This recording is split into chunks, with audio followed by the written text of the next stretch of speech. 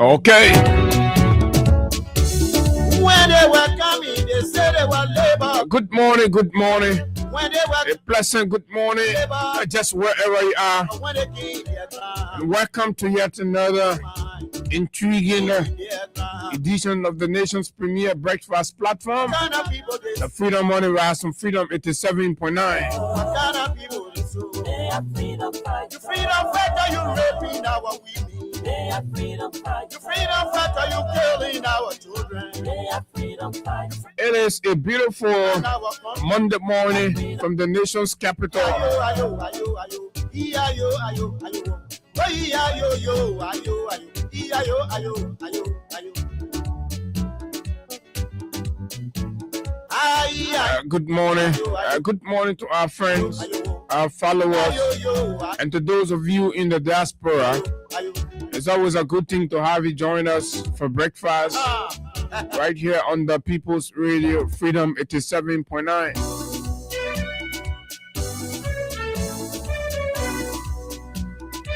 And it's good to be back after a very restful weekend. What a way we like to begin the brand new week. You know, Monday always sets the tone. That's why it is important for you to begin your Monday with energy and focus.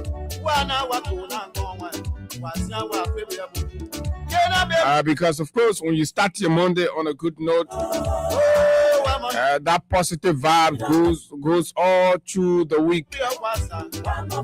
And so make sure your Monday is always energized. Get rid of all of the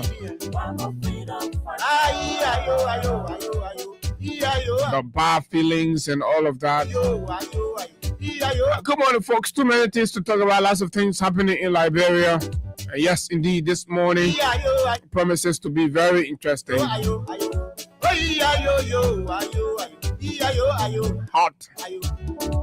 Hot and hot. Because guess what? At 9 o'clock this morning, we have a special guest. We have a very special guest, a very brilliant son of this country, and a statesman, as a matter of fact, former representative from Montserrat District number 11,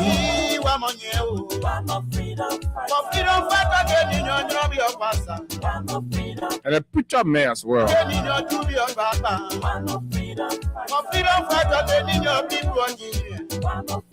And a student of law. So you see, at 9 o'clock,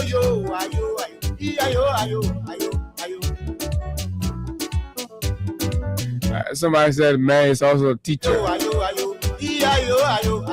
J. Gabriel Nyinka, Senior,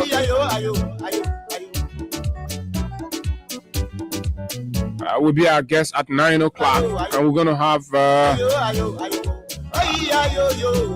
some real political conversation here this morning. And if you know Gabriel Nyinka, you know exactly.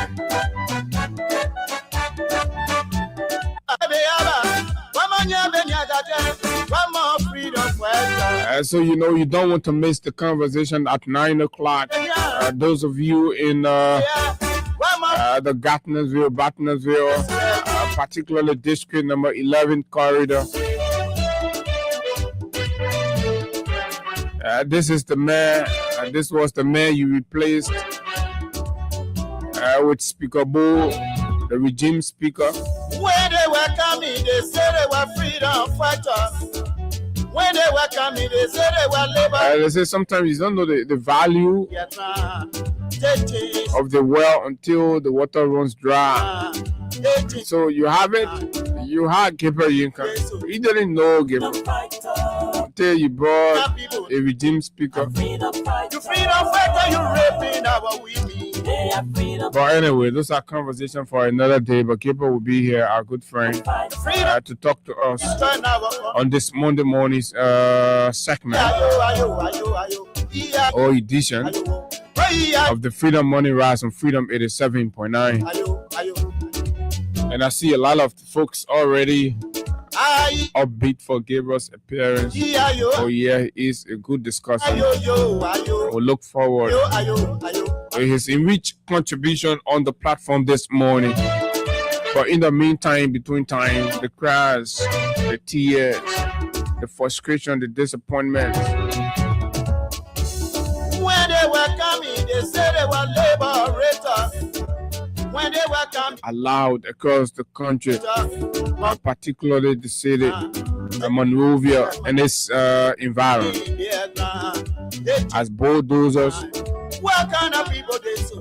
continue to ravage What kind of and shatter dreams. Day of freedom fight. the freedom fighter you raping our women? Day of freedom fight. Destroy hope, What are you killing our children? Day of freedom fight. deplete Turn establishment, our country. Day of freedom. and render people homeless, Ayo, destitute, and of course disappointed. We have a host of reactions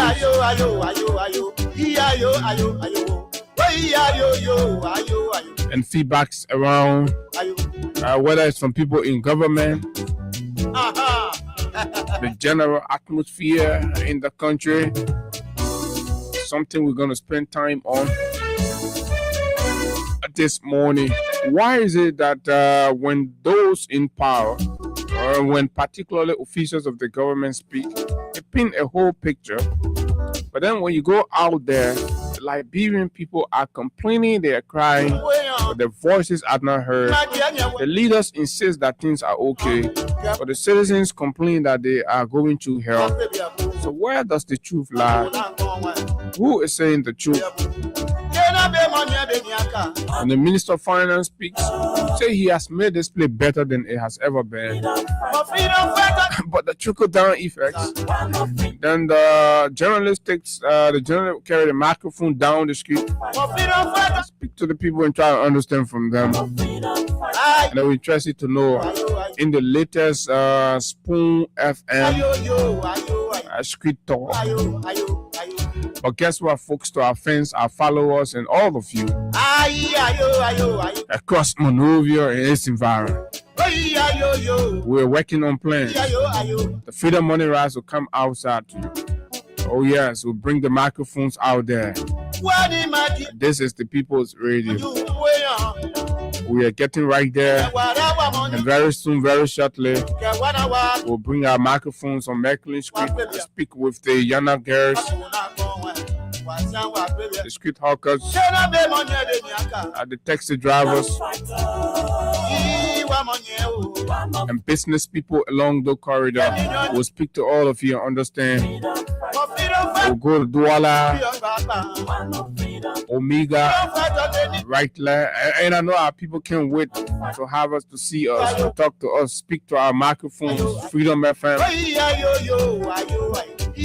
Oh yes, we'll be coming to you shortly.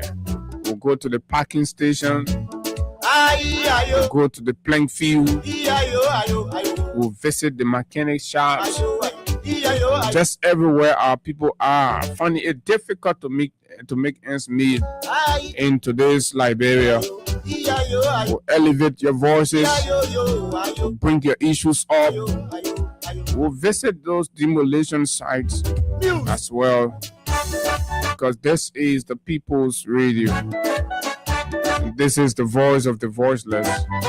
My name is Abu Sharif, the shipping size of the conversation for you this morning. But guess what? The Ministry of Finance on last evening posted that the official and approved budget, they posted the approved budget. But this has generated some degree of back and forth in the intelligentsia. Because we haven't heard anything from the Ministry of State yet as to the signing of the budget, and all of that. But the Ministry of Finance said, "Fini, they said they get the approved budget, they post, they posted the approved budget." But anyway, for you to understand, and the president also has set up a yellow machine committee. This yellow machine thing. I will talk about that as well. What does it mean for Liberia? It's a birding, additional birding. We have the Ministry of Public Works already. Then the president set up another committee to manage the yellow machine. Yellow machine that's already burning on the country because we borrow the money now. We got to pay. Then we are establishing a medium by which will also be incurring additional costs for the yellow machine, because when you put a, but I'll read to you the whole thing. The president appointed some people. Brandon Samuka, I'm told, is the head or the chief coordinator or the board chair of the yellow machine committee. The yellow machine team and Papa around from Mamaka Ability to Vice President Kuhn. And then now finally is to Brenny Samuka. When they welcome me, they say they want liberate. Okay, folks, a bit of our theme song, and when we come back, we dive straight into the conversation right here on Freedom 87.9. My name is Abu Sharif. This break, and we will be right back. You freedom fighter, you raping our women. Freedom fighter, you killing our children. Freedom fighter, you destroying our country. Ayo.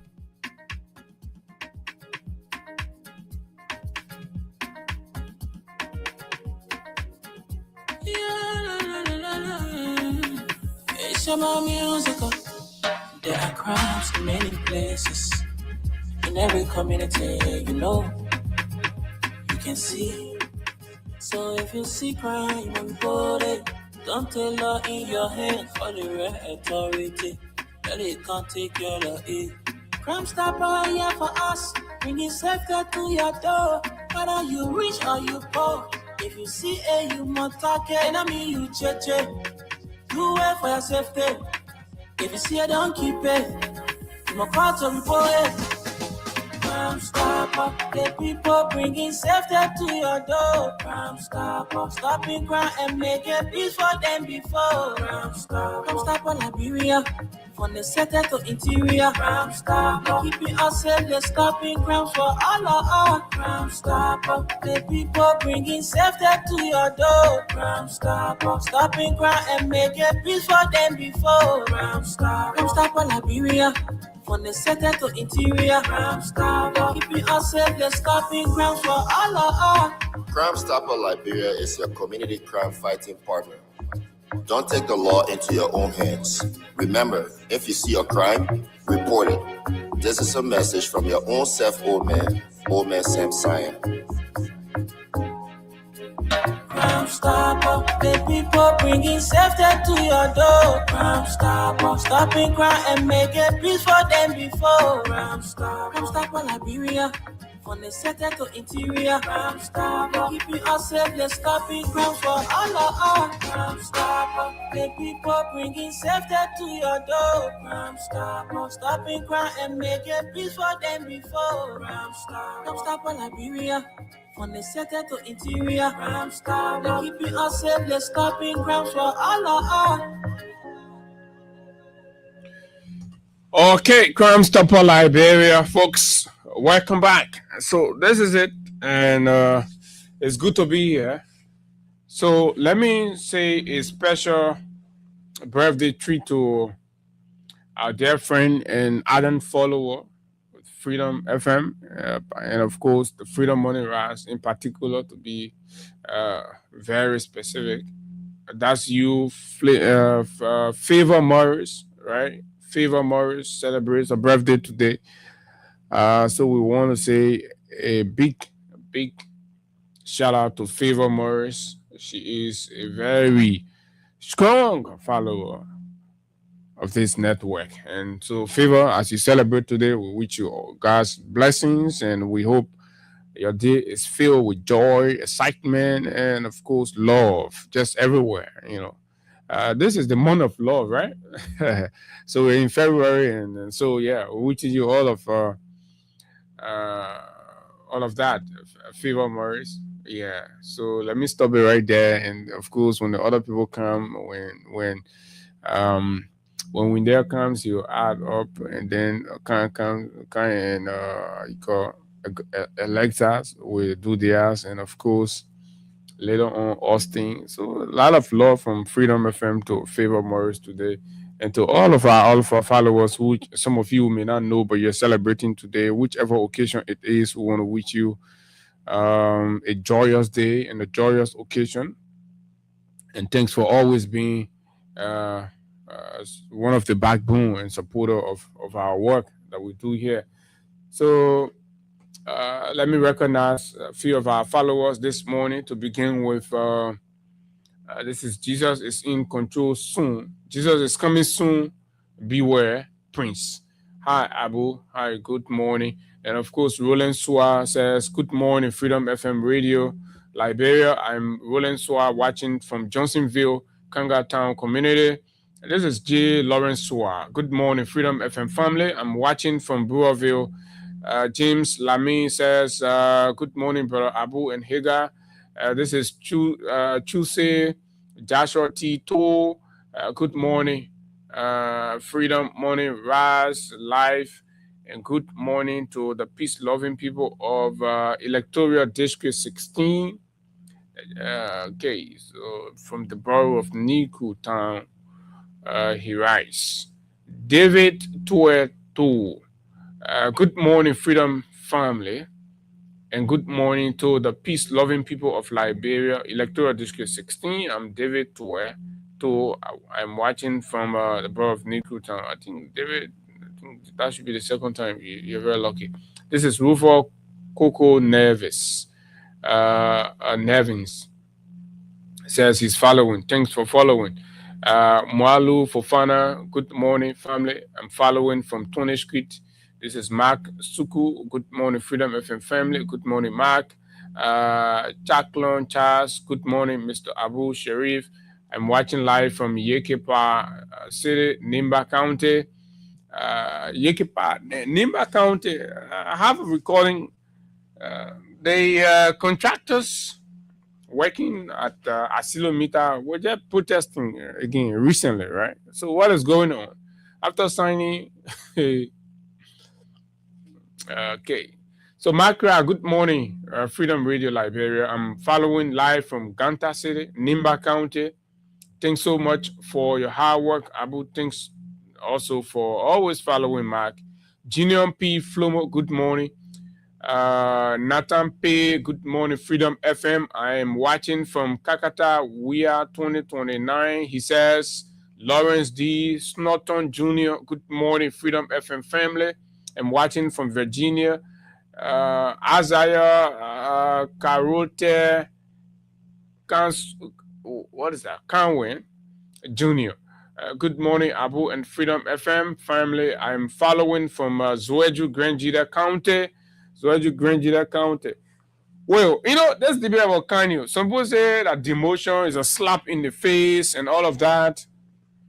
Yeah, Kanye, we really don't know what Kanye was anticipating and all of that, but Kanye gets slapped. A board member, not even the chair of the board though, right? But a member of the board. Is it the board? I'll try to check it out. But some Grangida University. But anyway, it's good to go back home. Let me go back home and go serve his people too now. Guys, please, with all due respect, I have, okay. So, Favor Morris, good morning. The birthday queen for the day. So, then this is Stanley, Stephen Yankede. Stephen Yankede is also following. Isaac Vasasi Sumo.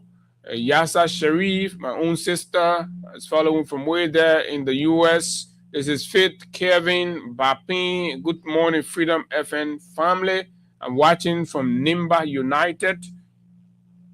And then you have Jeremy Dwyer watching live. This is Roslyn, Peter Lynn, Gawo Roberts. It's also following Solomon Greaves, Mohammed Bangali Dole. You have William W. Lu, the civil rights movement guy from way there in Caldwell. You have Anita Ross, Joseph Se, Peter Tokpa. Peter Lynn comes back again. And so this is Bobby, Jadia, Samuel Light Cooper, our woman from Caldwell as well. This is Bapin Paul Lee, Peters Emmanuel. You have Samuel Kofi Wu Jr.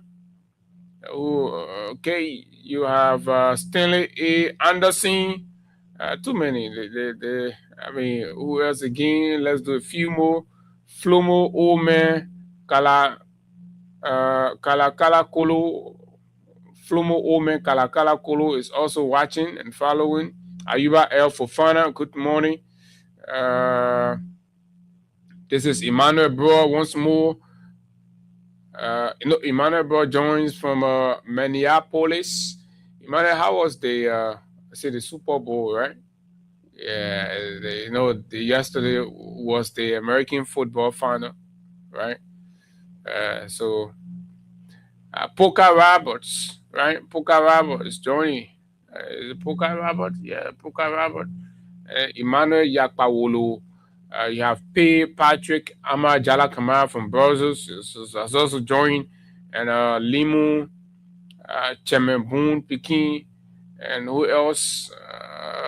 Okay, so we're gonna hold it right there. These are the comments. Keep dropping your comments on some of the issues that made news to you, and some of what we're talking about this morning. And of course, share the live, please. Your contribution is to just ensure that you share a live in each of the chat rooms that you have Liberians there, so share with them. Let the conversation go as far as it can, because we're going to have a very passionate conversation this morning about our country, about ourselves, and all of that. So over on yesterday, former President Weah visited a church in the Coca-Cola Painesville area there, and he spoke very well, right? If you have followed or listened, I think he sounded very reconciliatory, a man of peace, a man who respects everybody. He sounded very well. Whether you like Mr. Weah or not, whenever he speaks not to divide, neither to look down on others. Yeah, he speaks. His script is in always respecting people, and acknowledging people irrespective of who they are. I think that was a very profound national conversation, right? Very, very much so. And beyond that, STEM, the civil society STEM, has also issued is counting. Should I say ultimatum? But this is what STEM says. STEM warns Boakai: enforce displacements or you will be a displaced president. Land grabs, demolitions, and the militarization of civilian communities are reopening the wounds that caused Liberia's civil war by ordering the army and officials to take lands. President Boakai has legitimized state violence against the poor and turned displacement into government policy. From 72nd to Seatown and beyond, bulldozers and guns are being used to erase communities while connecting elite profit. STEM rejects this injustice and call on the nation to rise now. Prepare for nationwide peaceful mass resistance. Liberians must unite to defend their land, dignity, and future. And so there's a whole clip to that. Let's just run you over some of those things, and it's quite important. You know it. And so let's talk about the president Yellow Machine Committee. It's important. Who are those that made a name, that made it that made it on the Yellow Machine Committee. For you all to know, yes, indeed, there is a Yellow Machine Committee in town. Liberia is an interesting country, whether you like it or not, very peculiar. And we do our things so very uniquely or differently, whether for the wrong or the wrong or the right reasons. So for immediate release, President Bouaka establishes Yellow Machine Management Team, tips former Defense Minister Brownie Samukai as executive chairperson. Right? Let me just read the list and I will tell you what I think about it. Executive Marshal Monrovia, Liberia, President Joseph Numa Bouaka Sr. has announced the establishment of the Yellow Machine Board of Authority. Yellow Machine Board of Authority, that's the name, right? So President Bouaka has established the Yellow Machine Board of Authority for the 2 years of governmental experience. Yeah. Probably giving it to us, woto all over the place. For the 2 year experience, I joke. So for the 2 year experience, Yellow Machine, Yellow Machine Board of Authority, appointing former Defense Minister Brownie J. Samuka as executive chairperson of its coordinating committee. The establishment of the board comes in advance of the arrival in Liberia of the first batch of the much talked about 285 yellow machines secured by the government of Liberia in China for massive road and other infrastructure developments in Liberia. The board comprises the following: Ministry of State for Presidential Affairs, Ministry of Public Works, co-chair, Ministry of Finance and Development Planning, member, Ministry of National Defense, member, Ministry of Agriculture, Ministry of Local Government, Ministry of Information, I think it should be Ministry of Information, Cultural Affairs now, right? Or have they taken Cultural Affairs from there? I know they've taken tourism from there, but I'm not aware whether, because I see, and this is on the Executive Mansion page, they're carrying it only as Ministry of Information. So I don't know where they've carrying. Maybe they have a Cultural Bureau somewhere. I don't know. I have to check that out. General Services Agency. The chairperson of the Special Presidential Project Coordinating Committee will serve as secretary of the board. The mandate of the YMBOA is primarily to oversee and the development of a rigorous policy and management framework for the efficient maintenance and utilization of the yellow machines. It shall serve as the central authority for the receipt, accountability, deployment, efficient cost management, operation, storage, and maintenance of the yellow machine. Are you understanding that?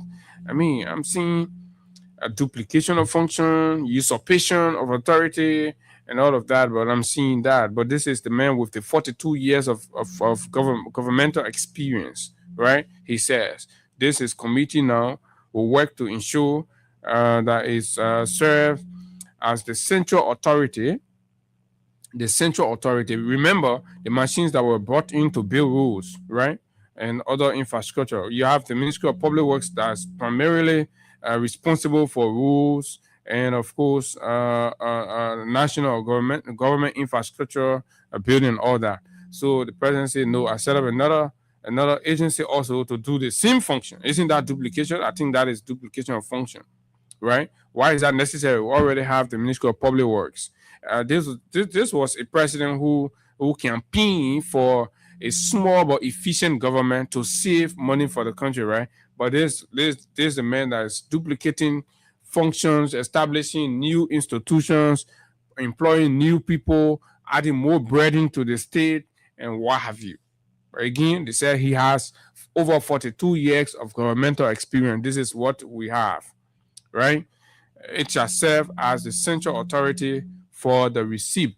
So this go to nullify the Ministry of Public Works involvement. The Ministry of Public Works will have no authority over the yellow machine.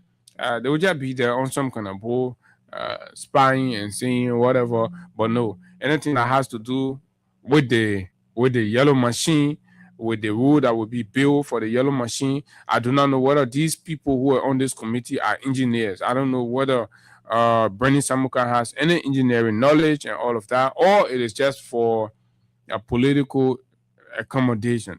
Roger Doma, who was removed from his Ministry of Health post to political manipulation, surfaced as one of the members on the Yellow Machine Committee. Remember in Nimba District 7, Musa Belete, when he was moving in there, he deployed a lot of yellow machine, and Roger and Hikem always believed that the deployment of these heavy yellow machines primarily causes defeat. So the president posed a man on Yellow Machine Committee, so the man will deploy more yellow machine in his name to District 7 to reclaim his seat. Who knows? The government is actually not working for the people. The government is working for the convenience of the politicians and those in power. Whether you like it or not, that's the fact. Because if there was about the country, the resources would be efficiently directed, and of course, the deployment will be painstakingly considered, and you will not be creating additional burden for the state. What do I mean? The acquisition of this yellow machine, you remember initially the president said a friend. No, it's a blatant lie. No friend bringing in any yellow machine. The country is wearing the cost of this machine. How? The country is borrowing money. The country is crediting money, right? So that is already a burden on the country to pay for that yellow machine. Then you bring in the yellow machine again. Instead of giving the yellow machine to public where they already have staff working for them, their own government pay or government paying them, the president set up another committee to run with new staff that are also going to be paid. So additional burden added to the credit to buy the yellow machine, right? So it's going to be an entrapment. For the most part, instead of this yellow machine being a blessing to an extent, it's going to be a burden. But for a lot of us today, we will not understand it. But generation after now will have to bear the cost of the yellow machine. So to a point where this administration may not even be able to service the loan, and it will be there. So whoever comes will have to shoulder that. Whether it was actually justified to bring 285 yellow machines a year, look at the number of excavators you have in this country. And most of these machines they're bringing in, they're going to be doing illegal mining. And I'm telling you this morning, just wait and see. These politicians, they will abuse that yellow machine. They will be doing illegal mining. Just wait and see. The maintenance cost of that, a whole committee, maybe the president will constitute over 20% because he said the list continue. Or 20% on that committee. Additional, and some of them pay Bernie Samuka. You think how much Bernie Samuka they'll be paying? Sending game, ministerial job, blah, blah, blah. Bernie Samuka wants to prepare for the election in Lofa County. So look at how for the 2-year experience old man running the country. Why people are crying. Yeah, there, yonder. Every day, every night. Listen to the people who stood in the ring to vote for the president with the hope of change and improvement. Listen to them, folks. Versus the actions and the manner in which the president is governing and the decisions that he's taking. Listen to the folks. Listen to this old lady to begin with. Okay, folks. Mama will want great. They can make fun out of me. People 2 years and unity party or more. And they make clear down beyond job. We are starting. My children says now they can make fun out of me. They can be playing click. Mama will want great. They can make fun out of me. Thing is serious. People around my area can laugh at me. They can mock at me. And the president is wasting the country money. And the president, you see, this is the reality out there. This man was elected, right, to cater to the welfare of the Liberian people. The government is failing on that on a daily basis. And the president is increasing burden for the country, after every other month. The president is establishing some kind of committee to hire new friends and put in there and send money to them, right? The economic life and condition of our people keeps deteriorating on a daily basis. The people are saying it, and the government's not listening. The president's not interested. Listen to this, you know, the party woman. Such in the community, let Baka try and do something. We are seriously will really suffering. So we are voted for Baka. Our needs for the whole country, especially in the community, people cause all every day and night. They cause all day. So this is the living realities of Liberians as we speak, as of today. So what they elected as a rescue, right, has turned to, I don't know whatever it has turned to, but it has become an embarrassment for them. A disgrace upon them. Insult. That's what they get. Because you know why? People are catching hell. Citizens are catching hell. But those in power who have been paid monthly, some of what they don't even work for, they go sit behind their computer, play Konami all through the day. It's set up committees. Some of them have no practical TOR, but they're just there. In the end, some will start resigning, but pay will be coming to them monthly. When small money comes to the country, instead of deploying it to affect the life of the people, they share among themselves. Look at the Asilometer signature bonus, right? That money will go down the drain, and you will look around like, bro, you not see anything tangible to point your hand on to say, historically, for the first time, we received 200 million in signature bonus. This was what the country did. This was what happened as a result of that. They finished sharing before the budget was even passed, before the MDA is even signed into law, right? The government finished budgeting for that 200 million, had to spread it across. They spread among the lawmakers, right? They gave some to different agencies. They put it on a different ministry. 200 million for the country. Then they did not even sign it. You're finished sharing the money among yourself. That's the reality of Liberia under Mr. Baka. When you say it, people feel like, but we all can just compromise and feel like, oh, it's okay, the woman is president, and we hearing all these things every day. The people are complaining, the people are crying, and these are the outcome of the president's decision 2 years down the road. 2 years down the road. They insult her. I get my vote to Baka because I stayed down for long. I say, it better, the way they prepare, you know, that old person, maybe he will do something for her. Now, the worst thing will ever put away. You think the Papa is trying? You think the Papa is trying? Some people say the road, the building. I see my small man trying to push a late PR thing inside, but still, it's not helping. Because they got the chance and opportunity to rub shoulder with the looters in power. So when they go out there, they want to put their less small PR, but they can't. Right? The height of the people out there. So my man, Nelson started squeezing a small PR inside, but it was embarrassing. And see, things getting better where? Eh? Oh, okay, things getting better. Today you rubbing shoulder with people in government. Eh? When they see they all look at you, when you get issue, they rub, you know, they give you something, but it must go beyond the handout. To move this country forward, it has to go beyond the handout. You have few people you're giving handout to, and what have you? No. The same passion, I'm not seeing facing row here. I'm not seeing no row face over there beside passion row.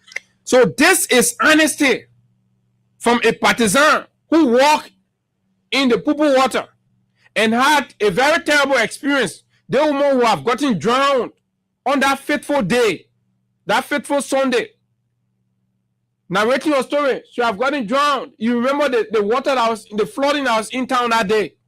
She almost left there. Fighting for change. Fighting for a better Liberia. But today, you keep hammering that you are doing wrong, you are doing wrong. The lay people have their own way to evaluate and look around. They won't say, so because when we are saying it, say, oh, that Freedom FM, they're just being critical and, you know, unnecessarily critical and blah, blah, blah. But this is the truth. They almost say, to be frank with you, we're not seeing the same passing road. We're not saying building road. What do you know about building road? Build a road, Mr. President. Tell us. Chicken to Factory Road that you have built. 2 years down the road, you failed to build that road. When you come, you look for small holes, Central Moral, you dig it, you pass it. You go to the other place, you dig it, you pass it. Then you say, the government building road. Let the people stupid. As if to say, our people ain't get sense. If you say road face, you want local road are going to be that they want to call facing. The Japan But then road. when they face it, going Douala, they're passionate, same passionate. One job we are passionate, we are getting paid. Now the same passionate. Prices. That's what the woman sees. Patches. The contract, we never know That's what what to I'm saying. suffer. And now On a Monday, it's beautiful. It's important to listen. Some of you are on the keke, you're on your taxi. Yes, you sit down there and you know this is the reality. They're not buying. Some of them are saying, I will eat tomorrow. They're not buying. They're not easy. The contract tough. The other they can pour foam to the Lebanese men for a Lebanese man to give us sauces. For her to go sell sauces around and get small profit in the evening. To go to pay a food and go buy food for a train to eat. The country here. He said, with the business we want, you want to promote our business. But some Paka kind of power, my brother, now he said it's tough. It was better, some Paka not kind of power. It was better, Paka not kind of power. It was better, Paka not kind of power. Because they can't suppress you, and now he said, oh. Some are actually in school because not money. Look, fellow Liberians, when we are saying these things, we are saying it for the general, not for a few, a select group of people. Some of us could be extremely selfish and decide to be just like the other person and say, okay, you know what? This platform is widely listened to. I will trade this platform. And there will be people in government, of course, they'll be willing. Every month, Abu, what you want, they will give it to you. My man, Judge, and keep. You know how many times we decline? Because it hurts, it's painful. That even when you pretend that it is okay and you listen to the narrative, even in their own narrative from the government, they are lying, misrepresenting facts, right? Spewing inaccuracies and all of those things, right? They are clarifying. Every time you see people clarifying, I mean, they are poised. They have positioned themselves to concoct lies and serve the people with it. And then, so when you try to do that, you go out. Look at my friend. Apparently, versus all of the opposition or the critics' perspective, he thought, the time was okay to just move there and interact with the people. Because apparently, he has read that most of his government friends, they say, my man think okay now. Oh, my man, for long, some man go there, he got embarrassed. Nelson was extremely embarrassed conducting that thing. Extremely embarrassed. This is how it becomes. If you sell out, you compromise the people for the elite in power. This is what you get. Everywhere you pass in the community. People that never used to ask and beg are all constrained. Liberians are tending to beg. When you say these things, people, some of you, Jeffy say, oh, people trying to be stuff. But we must hammer this thing for the government to realize that this is it and do something about it. For 2 years, you're buying brand new cars for everybody in government. So this country own resources are only supposed to be meant for those in government. And those in government. And when the ordinary post speaking, you see surrogates spewing nonsense at them. And you're like, you see, this is how you're going to keep living. And then before you look, 10 years will add up to your age, 20 years. And by the time you reach 40, right, you have absolutely achieved nothing. And then you still got to be hanging around old friends. And when you hear one old friend while you're in school together came from America, you running behind it up and down. That's your life. Because when others are sacrificing and pushing for equity in the land, for fairness and justice in the land, you're making mockery. You're there. You're okay because you think you support a regime and blindly you must just remain there. Look at the cost of living.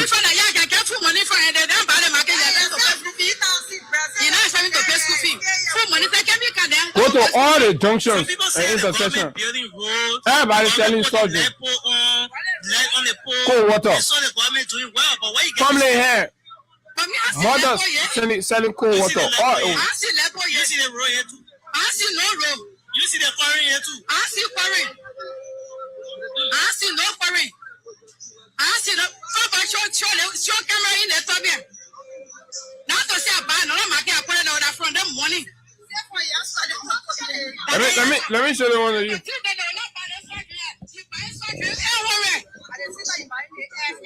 Enough feeling. Why you tell that money front of back? So, but you say so. You're trying to say that things are high right now. But our business used to be before. The three we are used to sell, but someone sack was sold, but now the two sack are selling. The two sacks are selling. Two sacks are selling. Hey, look at. The common responsible. No more thing happening around the world. You need to be responsible for it. I say, my man, Destiny. I'm gonna show you my man, Destiny. Trying hard to fix things, but he can't make it. Man, trying hard to fix things. It show that government that who responsible for that? Oh, okay. We are responsible for it. But they're not government responsible now. Just lead the people. You're on your own. They're not government responsible. Government not responsible for anything. See, this is hypocrisy. This is absolutely, unfathomable. I don't know how. So then the question becomes, what's your understanding of government? People are telling you about the conditions in the market. Somebody who used to sell 7 sacks of surgery a day barely sells 2 sacks a day in the economy, which Gafon claims he has made better, and it's okay. And he's bragging about 18-hour economy. So somebody who the economy was 12 hours, but they used to sell 7 sacks of soft drink a day in a 12-hour economy. But then you move the economy from 12 hours to 18 hours, the person can sell 2 sacks. So what is going on? You take the economy from 12 hours, you make it to 18 hours, right? And the person cannot even sell 2 sacks of soft drink a day. A living experience on camera. The ladies there, the journalists are there, and it's good. So at this point, when we take our microphones in the street, nobody's going to say, oh, the stage is this, is that, because your own friends, right? The people who you have as your PRs, they're out there, they go there, they carry the cameras to get it, right? My own good friend, Clarence Jackson, took his show on the street, and he was served real breakfast, because that breakfast is the living reality of the people. No amount of PR in the street with sugar coat out or window dressing. Absolutely not. Every time, no matter who, you go out there, you put a microphone, they will speak to you exactly what the realities are. When they see road, they will tell you, say, we want to tell the president, thank you for paving the road here. When you go to Chicken Factory, you take a microphone to Chicken Factory. When you road there, they will tell you. When you go there now, the people will speak disappointingly about the degree of airborne sicknesses that was spread through the government's action to dig holes in their communities and refuse to pave it. For 2 years, they dug holes in the people community and refuse to pave it. When it's rainy season, flood due to the erosion. When it's dry season, dust is all over the place. They can cook a 15 meal, dust will take over the whole thing. And you say things are okay. Get all of them there. Y'all go meet the people there.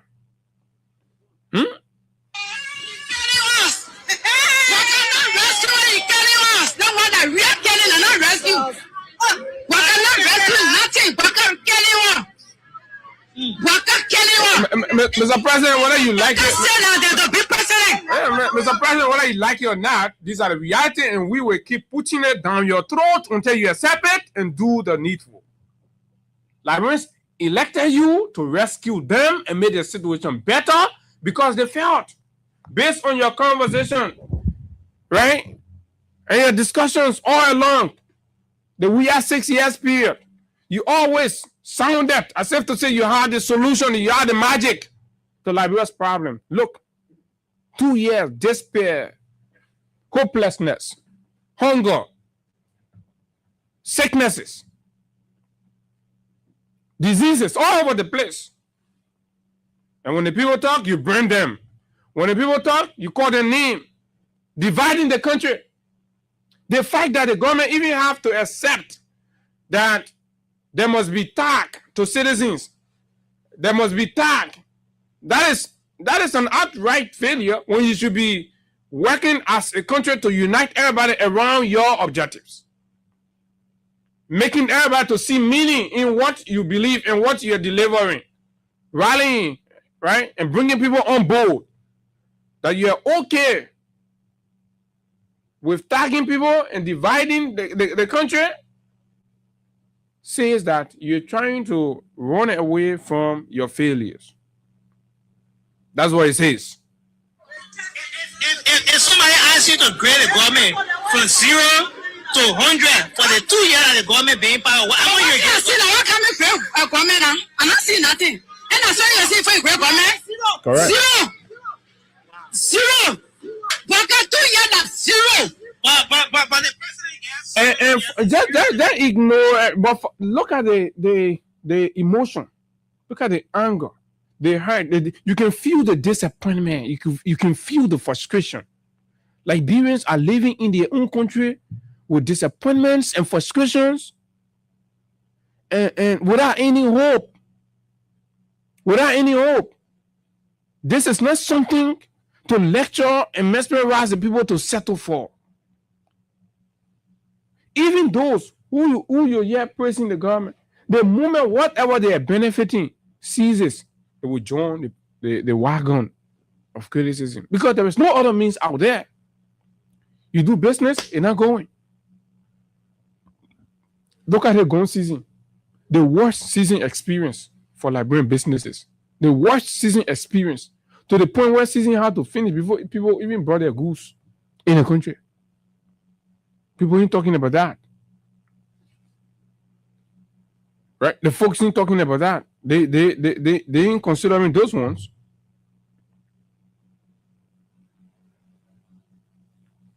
Right? But other thing, let me see another one. So when will this payday reach? When will this payday reach? Okay.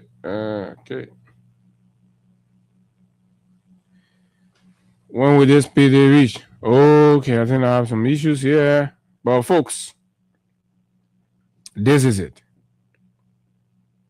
And I've always said that we're living in a world today, we're living in a Liberia today where there is the reality, there is the living reality of the people versus the government's narrative.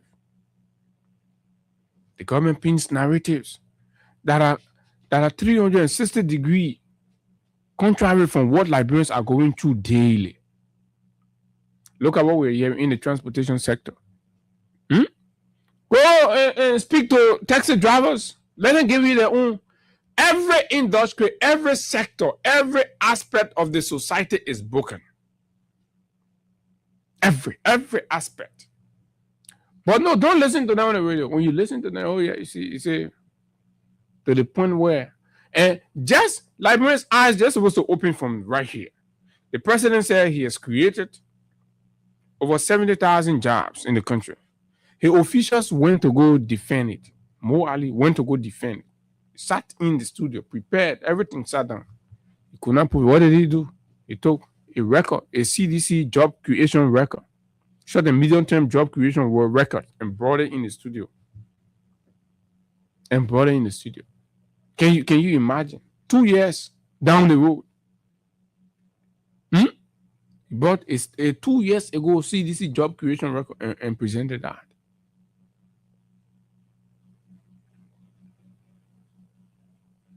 But let's take calls on this. Fellow Liberians, what is it? What is your condition? Look at the demolition that's going on. Liberian businesses not going. Times are hard. No relief from government. No support. Kids are being raped on a daily basis. Kids are being raped. And the Ministry of Gender and Social Welfare, you have to come out, and I'm giving you an ultimatum. They will have to come out and speak to the Liberian people on the condition of the rape victim that are within your holding center. You need to tell the partners and the Liberian public the conditions, because what we are hearing is that holding center that you have, GSA, right? Yeah, Police Academy, GSA, one of them, right? That place is terrible, and in fact, is a center of sexual exploitation and abuse, because the government dumped the children there and turned their back. And these children, they have become vulnerable to nearby communities, dwellers, and they themselves, they're almost into commercial sex. And I'm saying this, people who are listening to me, they're around these facilities, they know exactly what I'm talking about. And I challenge the Ministry of Gender to deny this. I've been working on this, right? I challenge the Ministry of Gender to deny it, and then we'll publish. You must come out. You must come out. Because imagine somebody gets raped, and then the government go, oh, rape, take the child. So the government take the child from the parents, tell the child to safe home. That place will be what? Safe home, right? No food, no security, no proper security, no good supervision. The children are left vulnerable, and too many dirty things are happening. Too many dirty things are happening there. Because what we hear, no money. So sometimes even the security guards who use part of the facility to park cars and motorbike and keke, all these cars and motorbikes and keke that go there, these riders, right, sleep with some of the children. Can you imagine? This is a breaking news. But we'll get there. 0776 104 104 096 500 104 plus 231 86 500 104 are the numbers to call at 9 o'clock. Of course, we expect to have our guest, Honorable Gabriel Yinka, to talk to us about just other issues making news in Liberia right here on the big station Freedom 87.0. 0776 104 104 086 500 104 are the numbers to call. Let's take this caller here to begin with. Good morning. Good morning, Sherry, and good morning to your charity. Morning, sir. I do join you this morning from the Ravensky Avenue.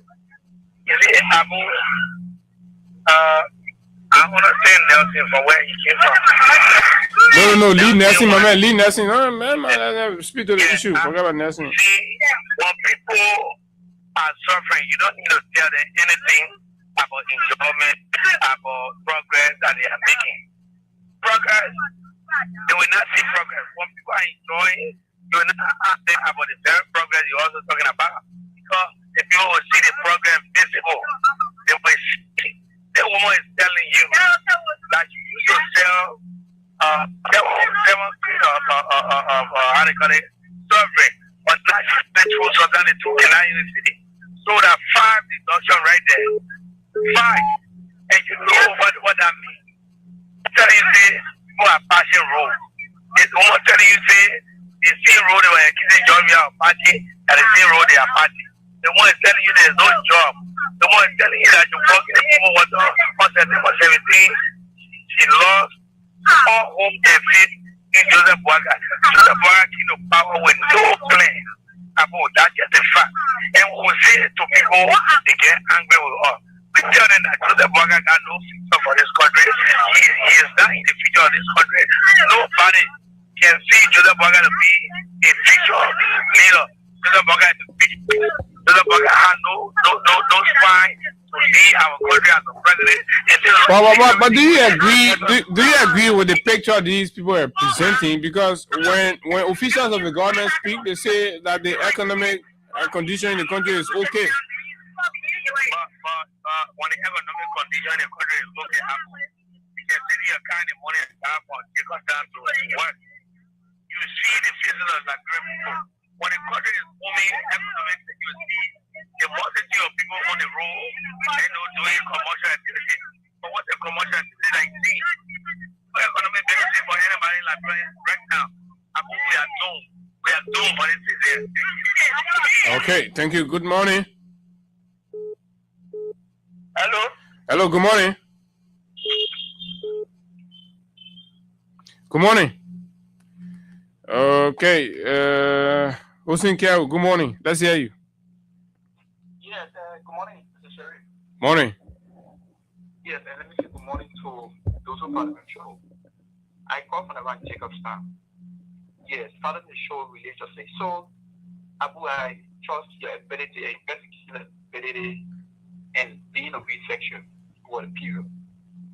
Even in Africa, Ghana, for example, Africa, when those countries were on the path of development, but they are developing, they were not absolutely roses. So what is happening in Liberia development? Abu, you need. No, I asked you a question. You part of the problem with you. I come and call you off, right? I asked you a question, you answer me. We'll have a civilized conversation. So what is happening in Liberia development?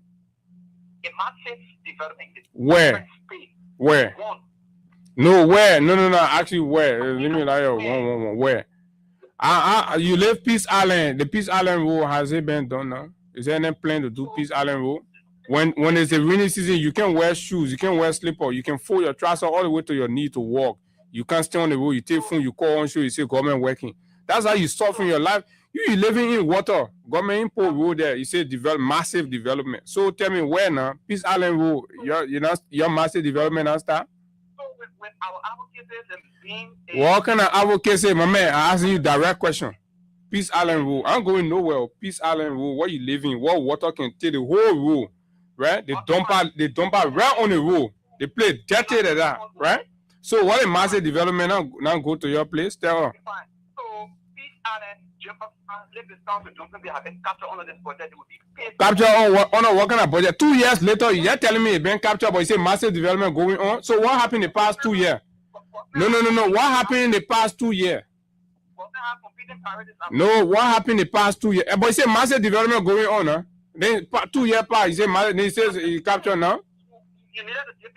Okay, let's move on that one. Let's come to education, right?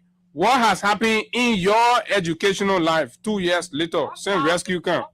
No. I'm talking about you. Leave all that number. We're talking about you. The example would be you. You. No, not personal, but you're a librarian now, so we gotta take the example from you. So what school you in? What school you in right now? As a former classroom instructor. What kind of former? My man, I'm talking about NC. You're picking in, they get you $50 to call on show. You'll be talking all kind of tabata. So I'm asking you now, you graduated from high school ever since. So what your level now? The massive development are going on in the country. Has it developed your life to what extent? So I'm in the private sector. And when what kind of? I say educate. Okay, so you forget about school being here. You forget about school being here. Well, I'm telling you what I hear in the private sector. So you no. I know you are passionate about school, so you forget about school being here. Not easy. You forget about school, so you're in the private. So what are you doing in the private sector? What are you doing in the private sector? I'm a professional. Professional what? People listen, right? Professional what? What are you doing in the private sector? Hey, my friend, what are you doing in the private sector? They broadcast team, what you're saying developing will know from your life. So what are you doing in the private sector? You think I was in government? I'm not in government. I say, what are you doing in the private agency? You defend government, you can't even, the example on your spoon set like you can't even show it. You say, the government work, massive development, the community you living in swamp. Rainy season time, you can take out your shoe, you can wear slipper to find your own community. You sit down, you say 2 years later, you say, good morning, let's hear you. Good morning, Abu. How are you? Morning, go ahead. Yeah. This is Edmond. You didn't come and sit on your trade country for $50 cash canteen. You didn't come and sit on trade country for that. Go ahead. I'm not visually impaired. I'm pushing for the return of President Weah. You know, my brother, the facts are there, and it is clear that the country is difficult. You know, that news story that you were talking about, I was quite shocked. You know, 37 grade of surgery, and now even the door for the door to finish is not easy. So it's clear. These are the things that were coming off from the media when the guy said, if I continually say that it is stage managed, when will you get to know that these things are not stage managed? So things are done okay. Then, Papa, with this all breaking down of people who I saw the other lady showing on full belly, going crazy, I'm going crazy, and saying that she's supposed to rescue. So, what's going on here? When you follow this thing on a daily basis, what comes to mind is fear. Because we are headed in the wrong direction. Anything sparkle here is not going to be good for us. But the guys remain arrogant. They remain arrogant, claiming that they are defending government, but they are not defending government. But let's look at the president. What did he say? Oh, it's not making new law. For all the places that are under ASL are in a very bad condition. Go to Tony Reyes. The men say the country has become massive development going on. Do you see massive development? No development, brother. What development? What development? 2 years later, how many skyscrapers have they built? How many new schools have they built? How many new hospitals have they built? Some massive development going on. 2 years later, how many new hospitals have they built? How many new markets? The public school they talk about, we have not seen that coming into fruition up to present.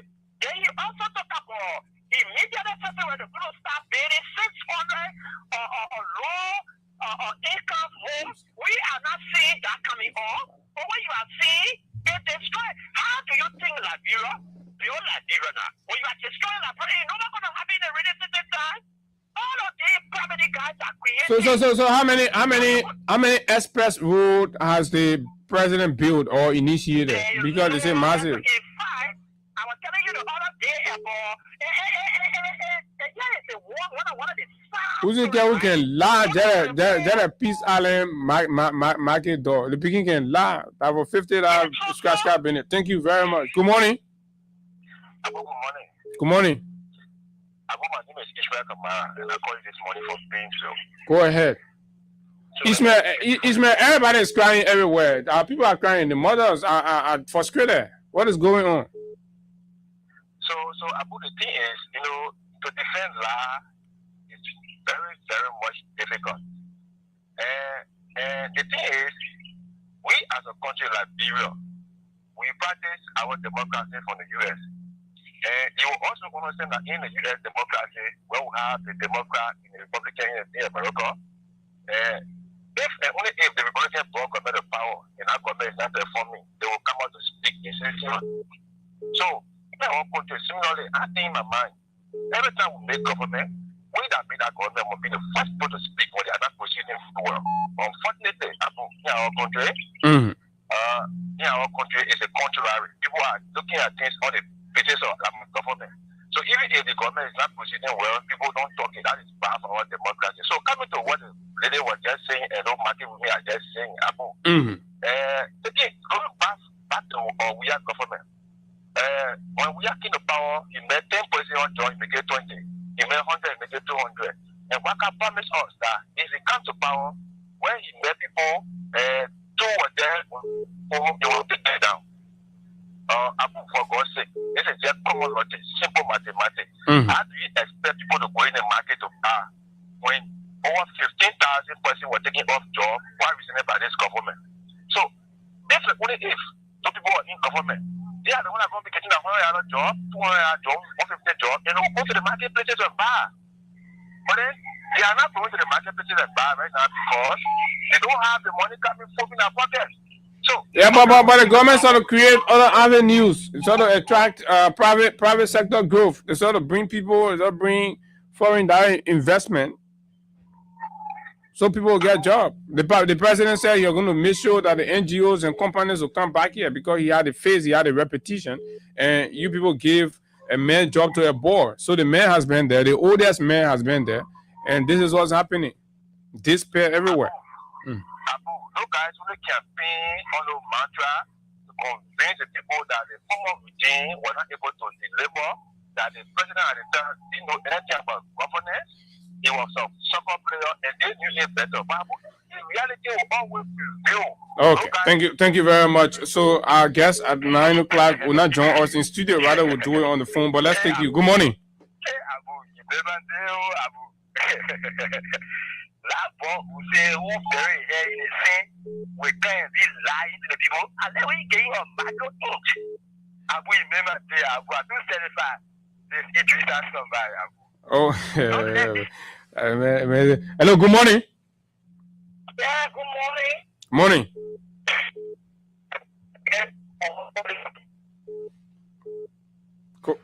Yeah, go ahead. You're live, man.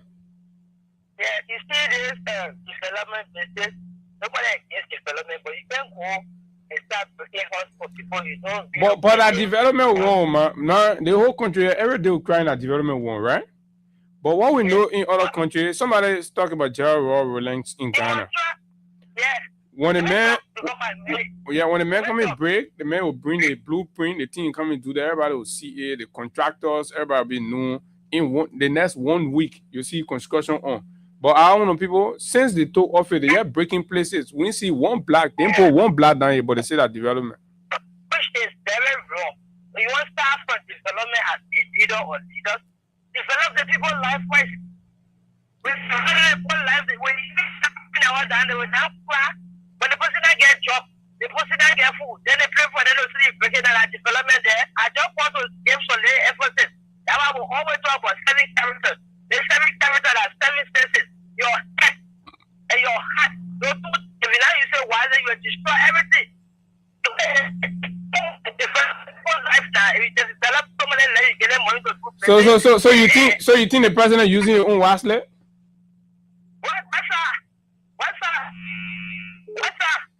Okay.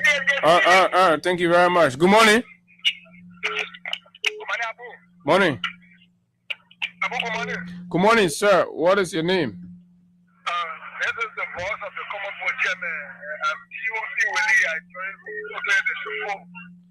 Massive development, so clean it. Let's hear what thing you're getting. You get skyscraper, you get rule. Thank you very much. First of all, let me say I want you to open down the debate today. I want to debate Hussein. Why you want to waste your time, Hussein? Hussein know why you debating. Hussein are in school, in driving school. Then that the man you want to debate. No, they get Picking and hustling, thumbs high. So picking and hustling, understand? Go ahead. All right, thank you, Abu, there is a thing. For 12 years, everybody could now match citizen record when it comes to job creation and facing the economy. So then how will we get development? That's a fight for us. We don't go where, if I've been working, you can't see, we can't say, yeah, they can just say the I've been working. You say where now? Then they can. They can't see your emergency, for me, I don't want to tell you your emergency. When I say citizen work on the economy and create more jobs and the other party in that 12 years, the 2 years that we are not seeing any data. So, go to human development or chat, yearly chat data. You will see this. That is the link. Okay. Are you who's in care who debate you're getting ready for now? All right, thank you very much. Good morning. Good morning, Abu. Morning, sir. How you doing?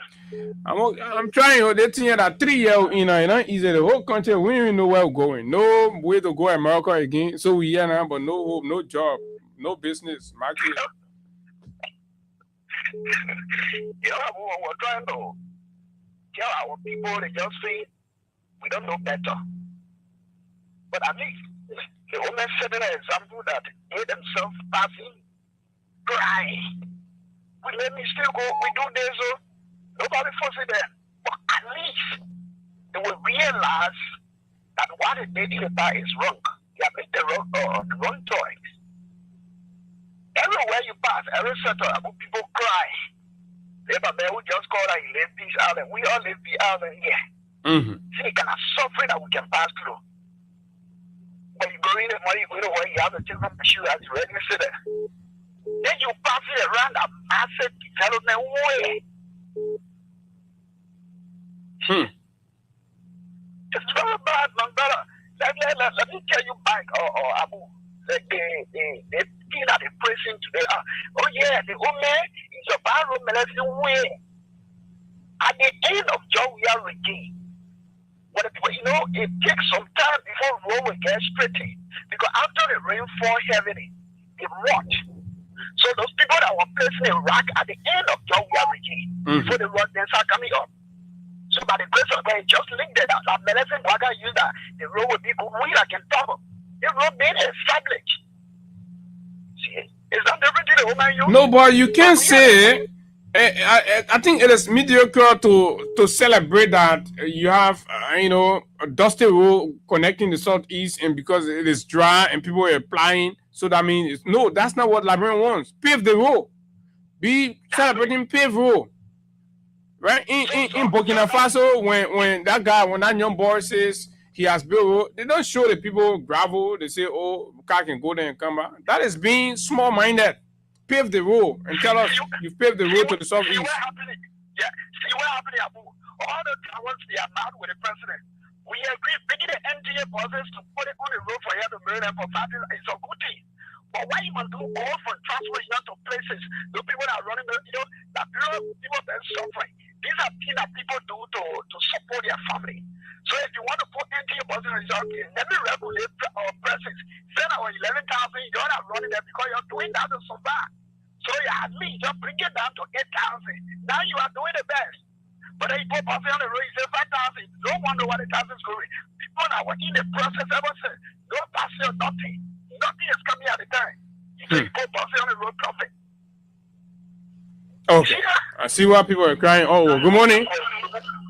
Good morning, Abu. Good morning. How you doing this morning? Yeah, managing. Yeah, let's hear you. Yeah, my name is James Baden, chairman of the Federal Assembly, District 16, Nikuta.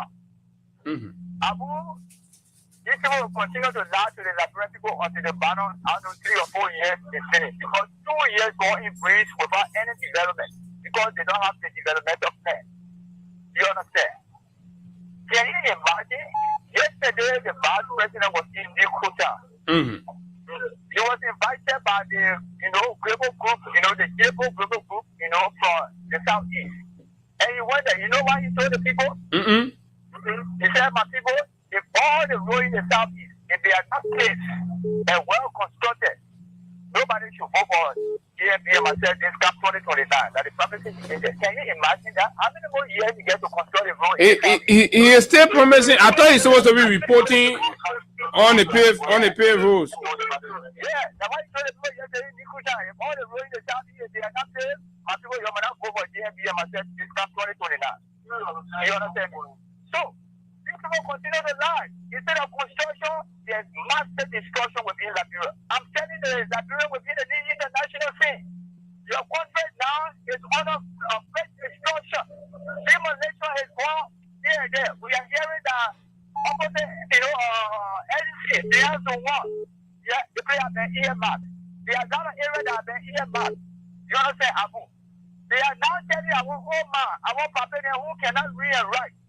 They are not putting in a place as indication that if you are crossing road to a place where there is no cross road, they will put you arrest you and you will pay $5 US. Can you imagine that?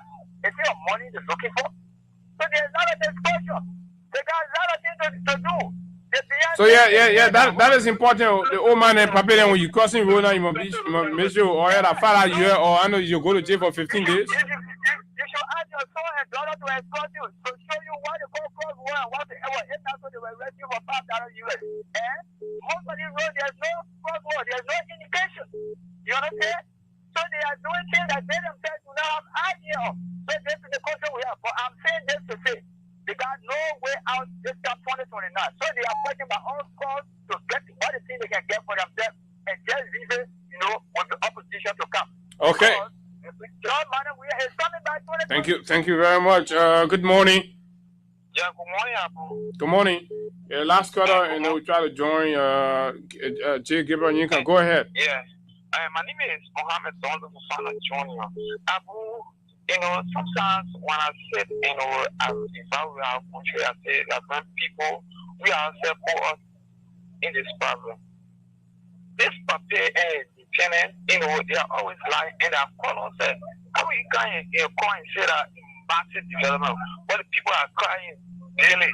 They say massive development. You lie to the audience that is listening to you, and your government is lying. So the people who are saying this problem, and then we'll see this problem on the 2029. So that's why I gotta say, Thank you very much. And somebody says, but guess what? There is an ongoing protest in the FDA community. Just so you know.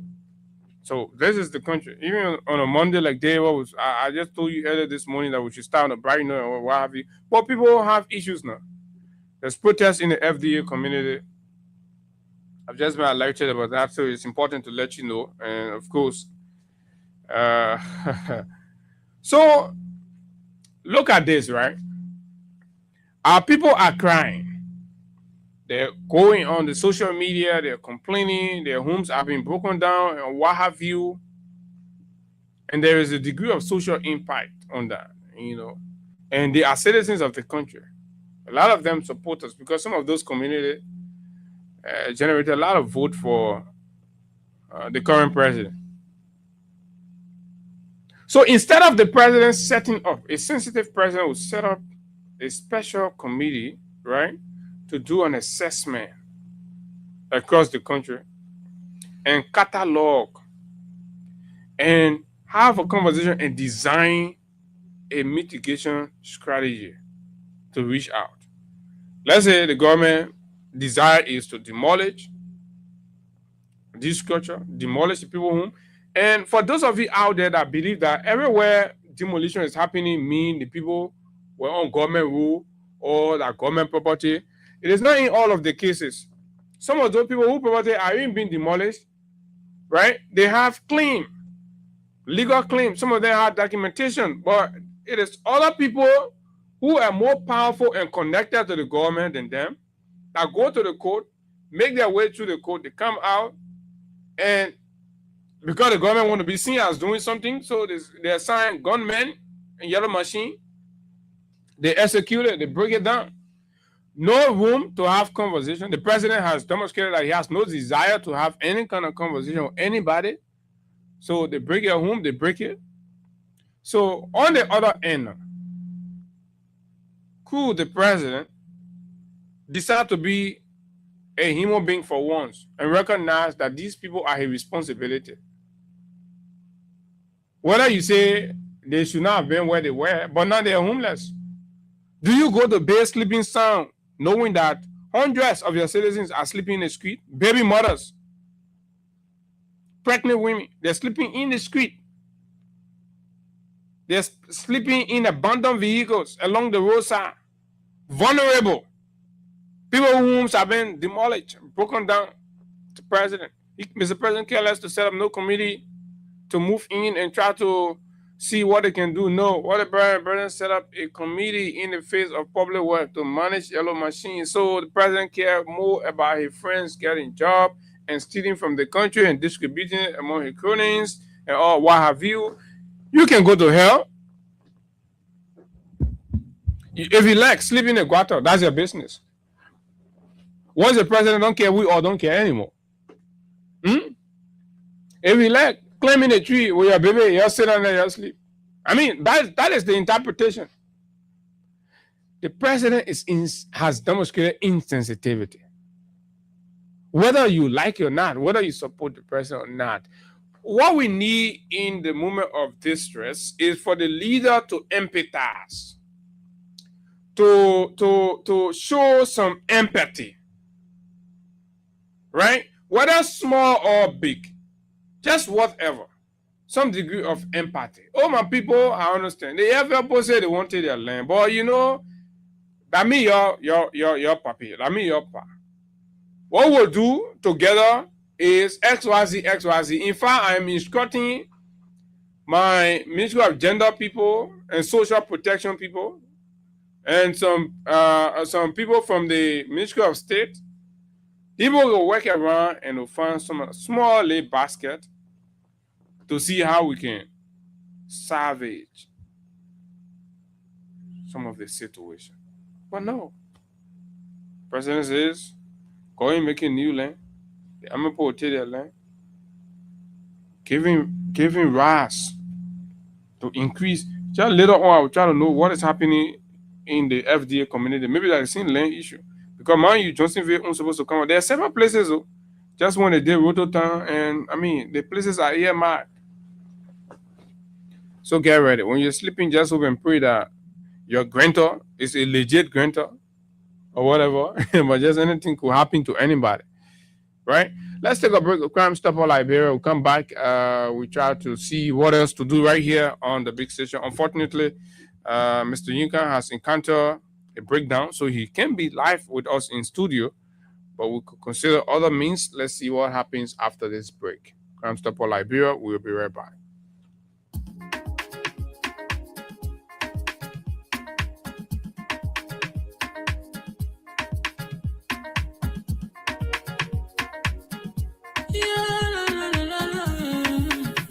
Shabba musical.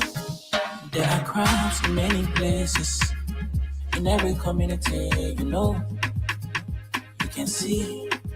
So if you see crime, you won't report it. Don't take law in your hand. Call the real authority. Tell it can't take care of it. Crime Stopper here for us. Bringing safety to your door. Whether you rich or you poor. If you see a you must talk it. I mean you cheche. Do it for your safety. If you see it, don't keep it. You must call to report it.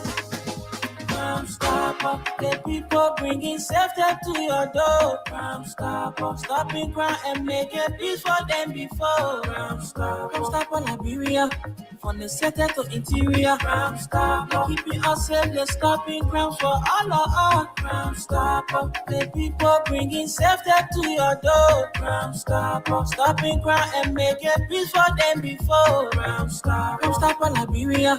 From the center to interior, Crime Stopper, keeping us safe, they're stopping crimes for all of us. Crime Stopper Liberia is your community crime fighting partner. Don't take the law into your own hands. Remember, if you see a crime, report it. This is a message from your own self, Old Man Sam Cyan. Crime Stopper, the people bringing safety to your door. Crime Stopper, stopping crime and making peace for them before. Crime Stopper Liberia, from the center to interior. Crime Stopper, keeping us safe, they're stopping crimes for all of us. Crime Stopper, the people bringing safety to your door. Crime Stopper, stopping crime and making peace for them before. Crime Stopper Liberia. From the center to interior, Crime Stopper, keeping us safe, they're stopping crimes for all of us. Okay, Crime Stopper Liberia. Welcome back to it. And this is the Freedom Money Rise on Freedom 87.9. I'm told a lot of things happen in West Point with the Jidepo people program.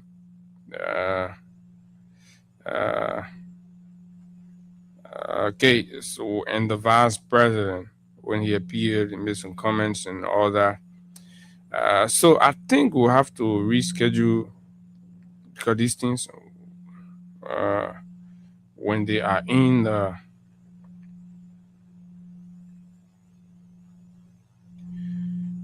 when they're in studio, it can be good, especially for guests like Akipa Nyika. I'm trying to connect. So let's spend time on this, because this one here too is about our people. The police people say they're trying to enforce one law, and they're trying to enforce one law. And when the election happened, and a lot of our people were going to the polls with anger, and the overriding perspectives were that Judge Weah,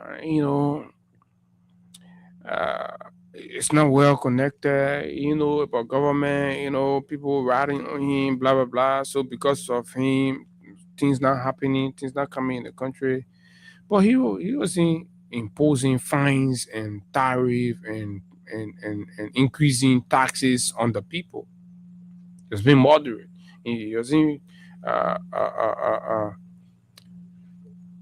minimizing costs on the people, minimizing burden on the people. But today, all the old law that was not applied way back in the 19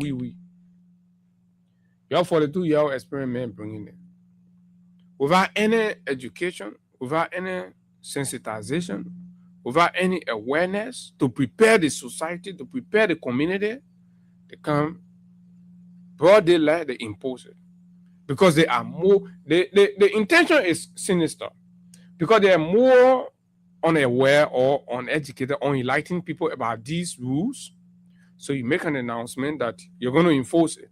So that you grab more people, you have more people to pay the fines. Then, you see. So the people say the country hard. Camera complaining that they're not making money. And blah, blah, blah. People working to places, the salary they can't come on time. This is the reality today that we face. You understand? This is the reality today that we face.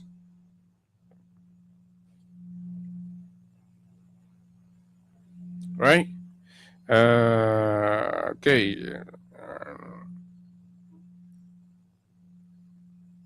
Okay. So this is the new reality today that we face. So what happens?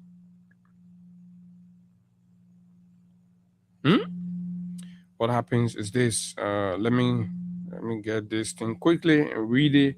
What the police people say. The police people say, in the face of all that you're complaining, and you'll be crossing the road. You must know how you're crossing the road. Because as far as they are concerned, the government need to make money. The government need to make money. Okay, let's see. The government need to make money. So once you're crossing the road, I just want to read the update for our people quickly. Where is this thing here, man? Okay. Once you're crossing the road, you cross the road to the raffle place. They will find you $5 US. So, for example, there's a place where they can mark. You put a well line there. You see that the crosswalk. But if you go cross the road somewhere else, other than that, when the police people hold you, the government say the police people must not leave you. You must pay $5 US to the government. For those of you that will be crossing the road to the place, you're not supposed to cross the road. You'll pay $5 US to the government. And you understand? Then, for those of you that will be driving your cars, right?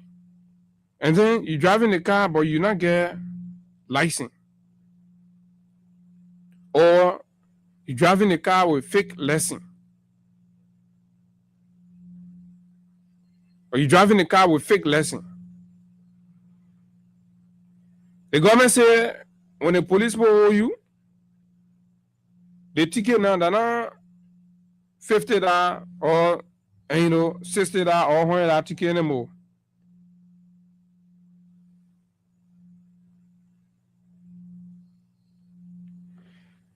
They're not $50 or $100 ticket anymore.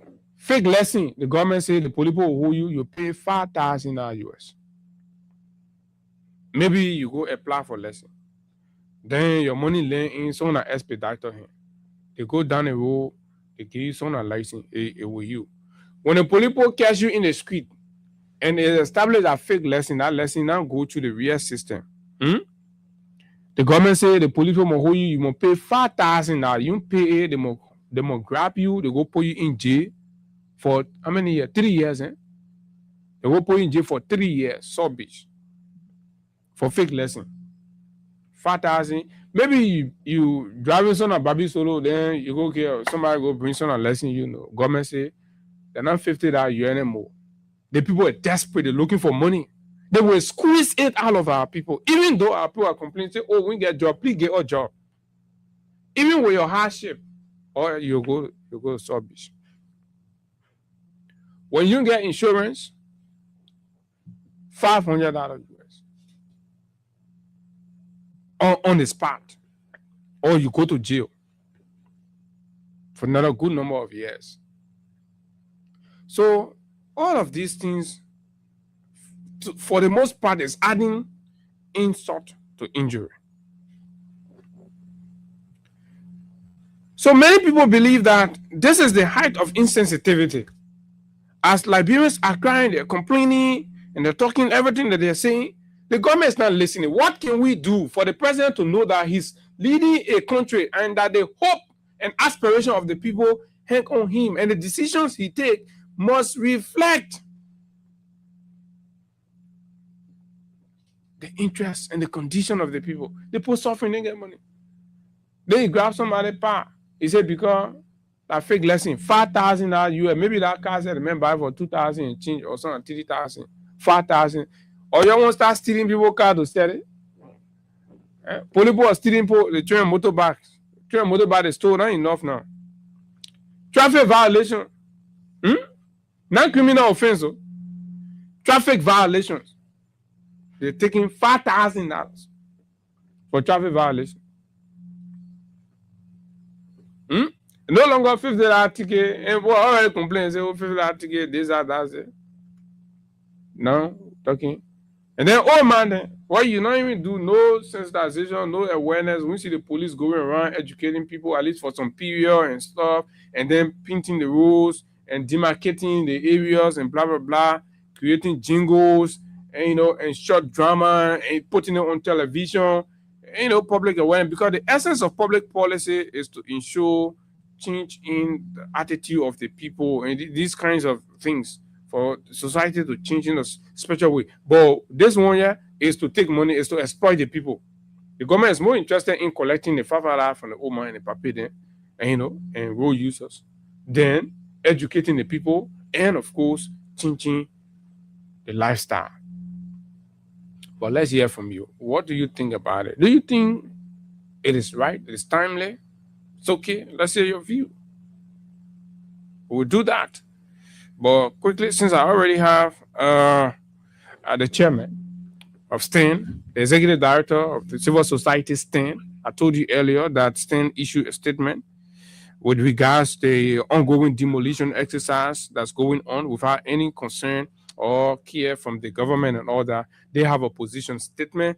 And so Honorable Mobake Molu has joined us to talk about that. So let's welcome this morning Honorable Mobake Molu. Chairman, good morning.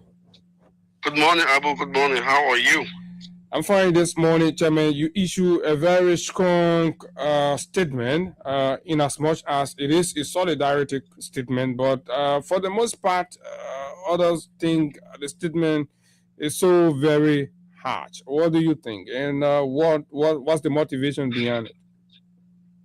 Well, the motivation behind the official position statement released by the Solidarity and Trust for New Day is the increased sufferings of the Liberian people and the insensitivity of President Boakai, ignoring the sufferings of the people. Okay. To the contrary, his officials continue to aggravate and expand an insensitive demolition exercise that is only creating a serious humanitarian crisis in the country and increasing the displacement of innocent Liberian citizens. And this appears to be coordinated from the start. It was presumed that the president did not acquiesce to the action or was not aware of the actions being taken to displace innocent Liberian citizens, most of whom have legitimate, valid deeds to their property.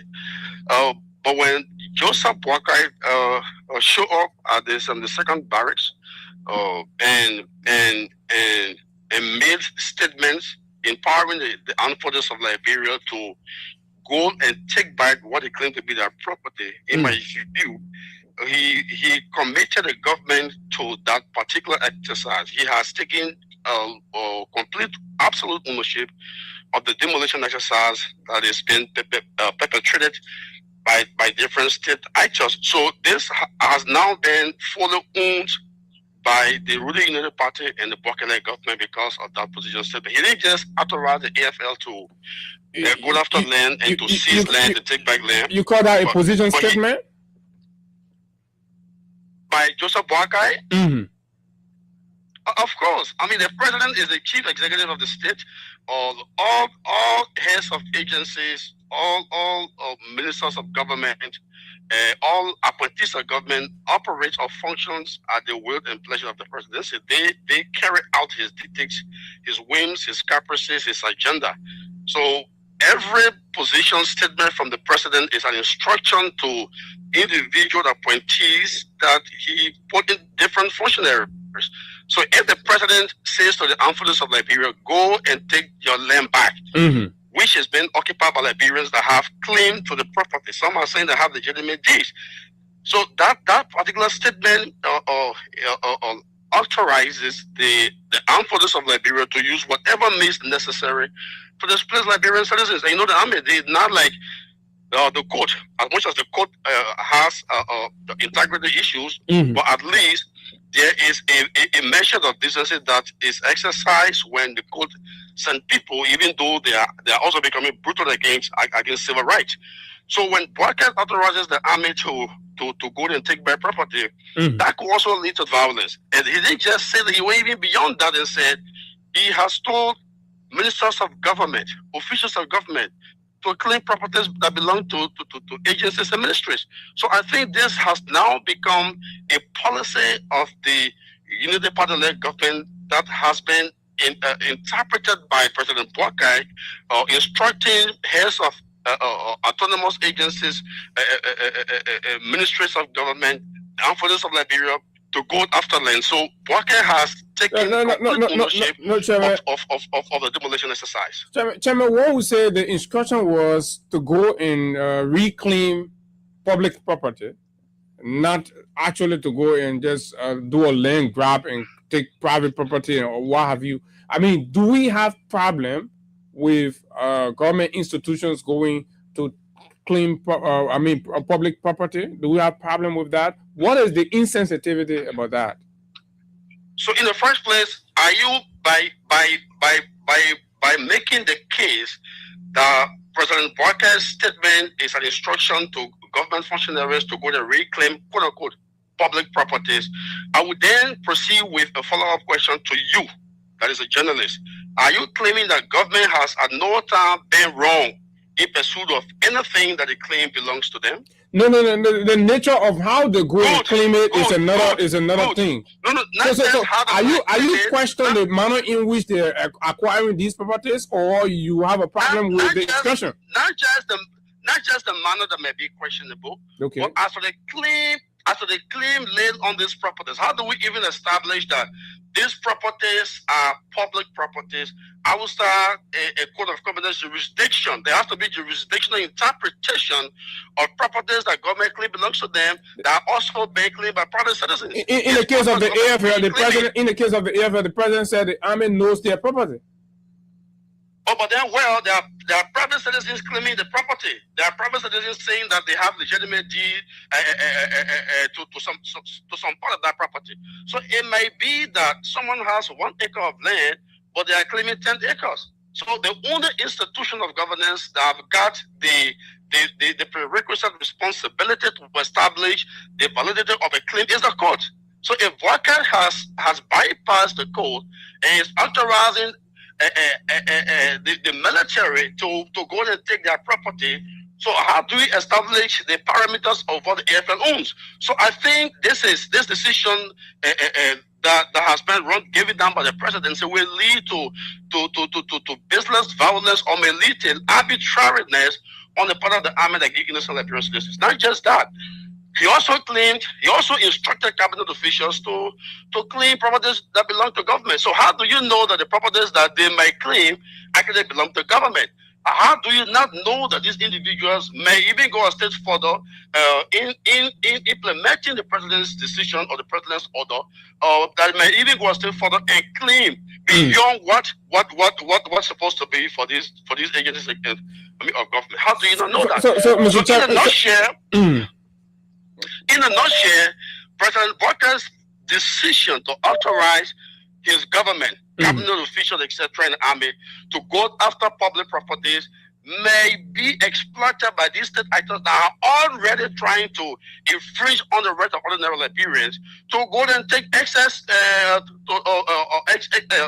parameters of government properties. So I think it will simply lead to lawlessness. It will lead to no, but the courts are still there. The courts are still there. These private property owners could go to the court. Or are you saying by the fact that the president issued that statement, the court doesn't exist anymore to hear this matter? But you don't have an independent judiciary. You know the court is not independent. already there are corrupt judges that are manipulating injunctions, manipulating legal processes, and amending these, editing these to give private citizens who have connections to government officials legitimacy over land that don't belong to them. Look at Satan. Go to Satan. You will be disheartened how thousands of Liberians have been displaced because one individual who laid claims to the property using a deed that is questionable. And mind you now, the residents of the properties have their legitimate deeds. I grew up in Satan. Okay. I grew up in Satan. I was in Satan in the 80s. So some of the people who were displaced are people that I know. Some took 40 years, some took 30 years, some took 35 years to develop these properties. They have okay. Government functionaries to go to claim properties. How do regular Liberian citizens that are impoverished stand against the president's mandate in court? So that is a message that has been sent to the judiciary also, not just the cabinet officials, that they should, that by denying poor people their right to their land, they are carrying out the dictates and the orders of the presidency. And this is wrong. That's why we are questioning the president to hold the demolition exercise and rise up in support of the people and show that the mass displacement of our people will be halted, will be curtailed, because this has led to increase in humanitarian crisis, increase in the suffering of children. Like in Satan, a school was destroyed that is providing learning opportunities to hundreds of students. Those students today are no longer in school. There are children who are homeless because the owner whom they know since they were born, they are 50, I mean, they are in their 18s, they are in their 20s, they are in their 30s. They are cut off from those homes because their parents are displaced based on the fact that one individual went to court and exploited a questionable deed to dislodge them from their property. This is wrong.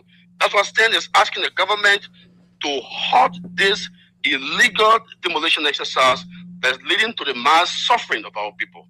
And you said in your statement as well that these militarization and, of course, demolition exercises have the propensity to reopen the wounds that caused Liberia's civil war. I mean, has it reached that point, Chairman? Can you elaborate? It has crossed that point.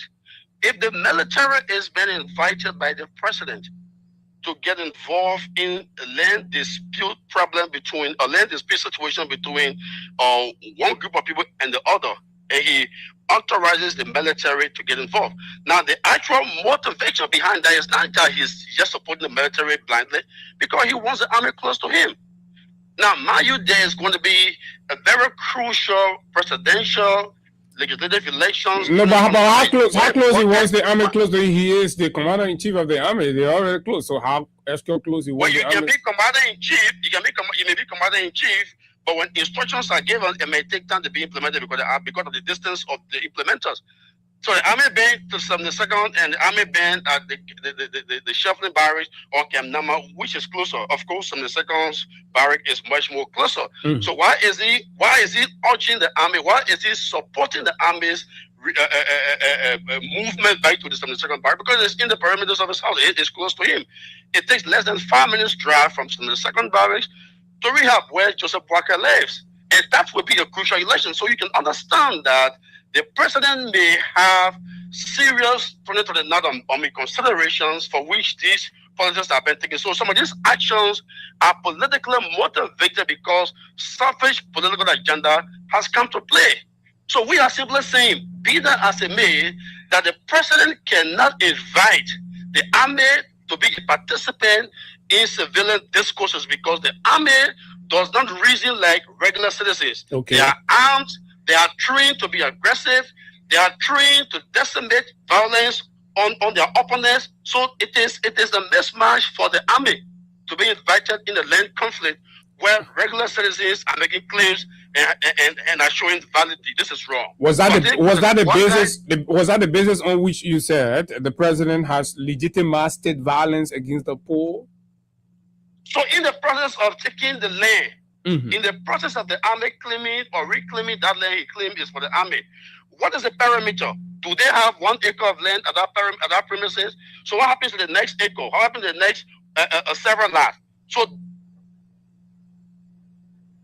Okay, the line. We still have. Okay. Oh, okay. It went off. Random crash. Okay. So, Chairman is back to continue from where he stopped exactly. This is a boiling issue in the country right now as we speak. And Stan has issued this statement. Stan B. Very fierce political civil rights. Sorry. The line dropped. Go ahead, Chief. So as I was trying to establish in the process of pursuing to implement the president's mandate to go and take land, whether the citizen said, "This is my land, I'm not going to move," it will lead to wanton brutality against these innocent citizens.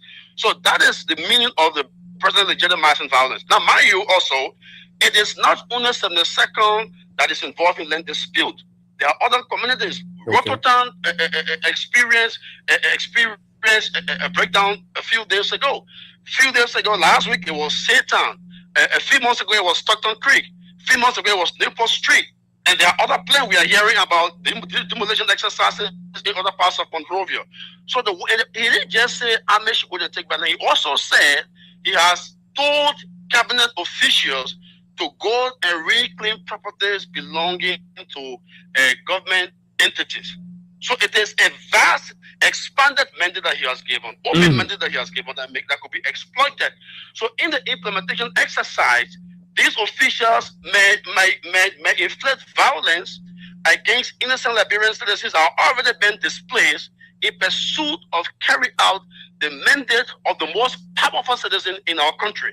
In my view, in the view of state, this constitutes a blanket order, a blanket mandate, a blanket weaponization of the military and governing functionaries to inflict violence, to inflict mayhem on innocent citizens, most of whom that may have legitimate or valid deed to their properties that may be claimed by these government functionaries based on the president's mandate. So, but at this point, the orders are already out. There is very little we can do about it. Well, that is the impunity we're trying to curtail. How are you trying to curtail it? The president has already mandated, so it's going to be executed as you know it. So are you saying the government will proceed to, or individuals will proceed to inflict harm on innocent citizens? No, what I'm saying, the president has instructed the army to go and reclaim their land or possess their land, and they are going to obviously go and possess their land. Are you saying they are not going to do it?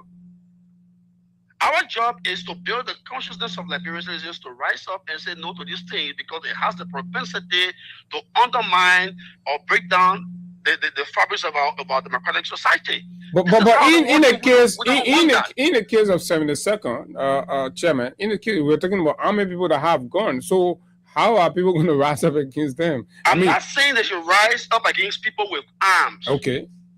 For the 72nd barracks, we simply unravel the president's draconian and hypocritical mandate. Whatever ensued after that, whatever ensued in the armies, in the process of the army reclaiming that land, any violence that ensues in that process, the president bears the greatest responsibility for that because he has instructed the army to proceed to 72nd and take back their land. So the question becomes to you as a civil society leader, what are you doing? Civil societies are very sine qua non to fledgling democracy. So what are you doing to prevent whatever potential chaos or violence? This is what I'm doing. We are building the consciousness and building the awareness of our citizens and hoping to appeal to the consciousness of the presidency to back off from this draconian measure that is under people. The president, now every president is elected to carry out the dictates, the aspirations of the people. It is his responsibility to ensure the maximization of the interests of the Liberian people. Now, if perhaps when he made the statement, it was ignorantly made, he may not have understood the repercussions thereof. I'm not trying to inform him. That's the president. Of course, the president is not always right. He could be wrong, and I think in this instance he's very, very wrong. This is the president that appears to be incapacitated mentally. Look at the sonnet address. You saw Joseph Boakai asking for permission from people that work for him as to whether it was time to ask his guests to sit down. does not look like a man that is in charge of anything. He's not in charge of anything. He appears to have been affected by what we consider as a serious breakdown in mental functioning called dementia. So the fact that you are the president does not mean that you're always right. He is wrong, and we have to tell him that he is wrong, and you need to revert to status quo on this issue, because it may lead to wanton violence against regular Liberian citizens. Are you considering engaging the High Command of the Army to understanding their approach and seeing what suggestions or recommendations you could make to them to prevent? The Army doesn't take orders from me. They don't work for me. No, but you could write. The Army has a high command. Mm-hmm. The Army there's a chain of command in the military. And that chain of command works all the way to the office of the presidency.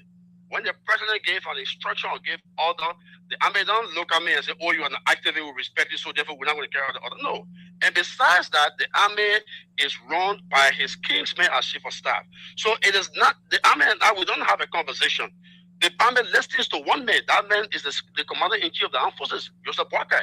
So when he gives a mistaken instruction that may lead to wanton death and destruction, as a citizen with rights, it is my responsibility also as an activist to inform Joseph Boakai and have him reminded of his civil responsibility to the state to ensure the protection of life and properties and to maximize the interests of the people. So that's what we are doing. His decision to authorize the Army to move in 72nd and seize land and take land outside the court process, in my view, is an authorization to inflict harm and violence on innocent citizens. And it is also seen as an expanded mandate that is not limited to 72nd. It may be implemented outside that parameters by government officials. So a president that is responsible, that understands his responsibility, that understands his duties to the state, that is in charge of ensuring that there's no civil breakdown, that the interest of the Liberian people is always premium above the interest of a few, will not speak like that.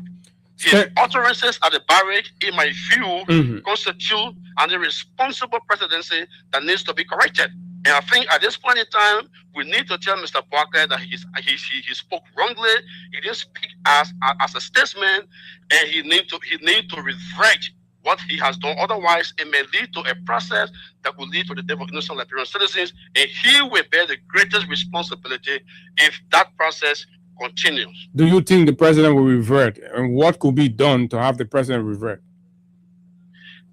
Citizens can stand up because all power is inherent in the people.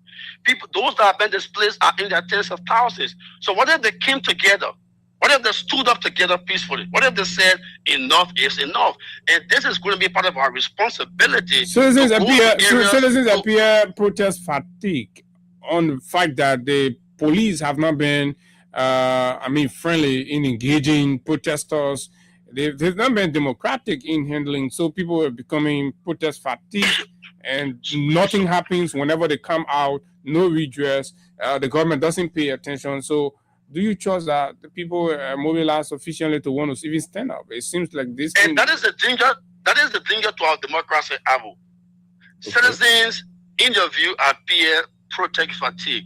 This is the same scenario that existed before 1990, before 1980. Governments that were repressive thought they were winning by suppressing fundamental rights. When fundamental rights are suppressed and the people go silent because of the militarization of the police or the army against peaceful citizens, then the people go silent and you don't know the next contemplation. That's why we don't want. We do not want a situation where there is a reversal of the state of affairs of the country to violence that may destroy lives and properties and take us back to a new law. We don't want that. So the fact that you think people that are afraid to come on in the street doesn't mean that they endorse actions of government. And to the people of Liberia, do not be protest fatigue, because our power is inherent in the people. All power is inherent in the people. If thousands of victims of this illegal demolition exercise come out and stand together and say no to this, do you think government will not listen? Government will be compelled to listen, because you know what? The government is afraid of the collective assembly of the people.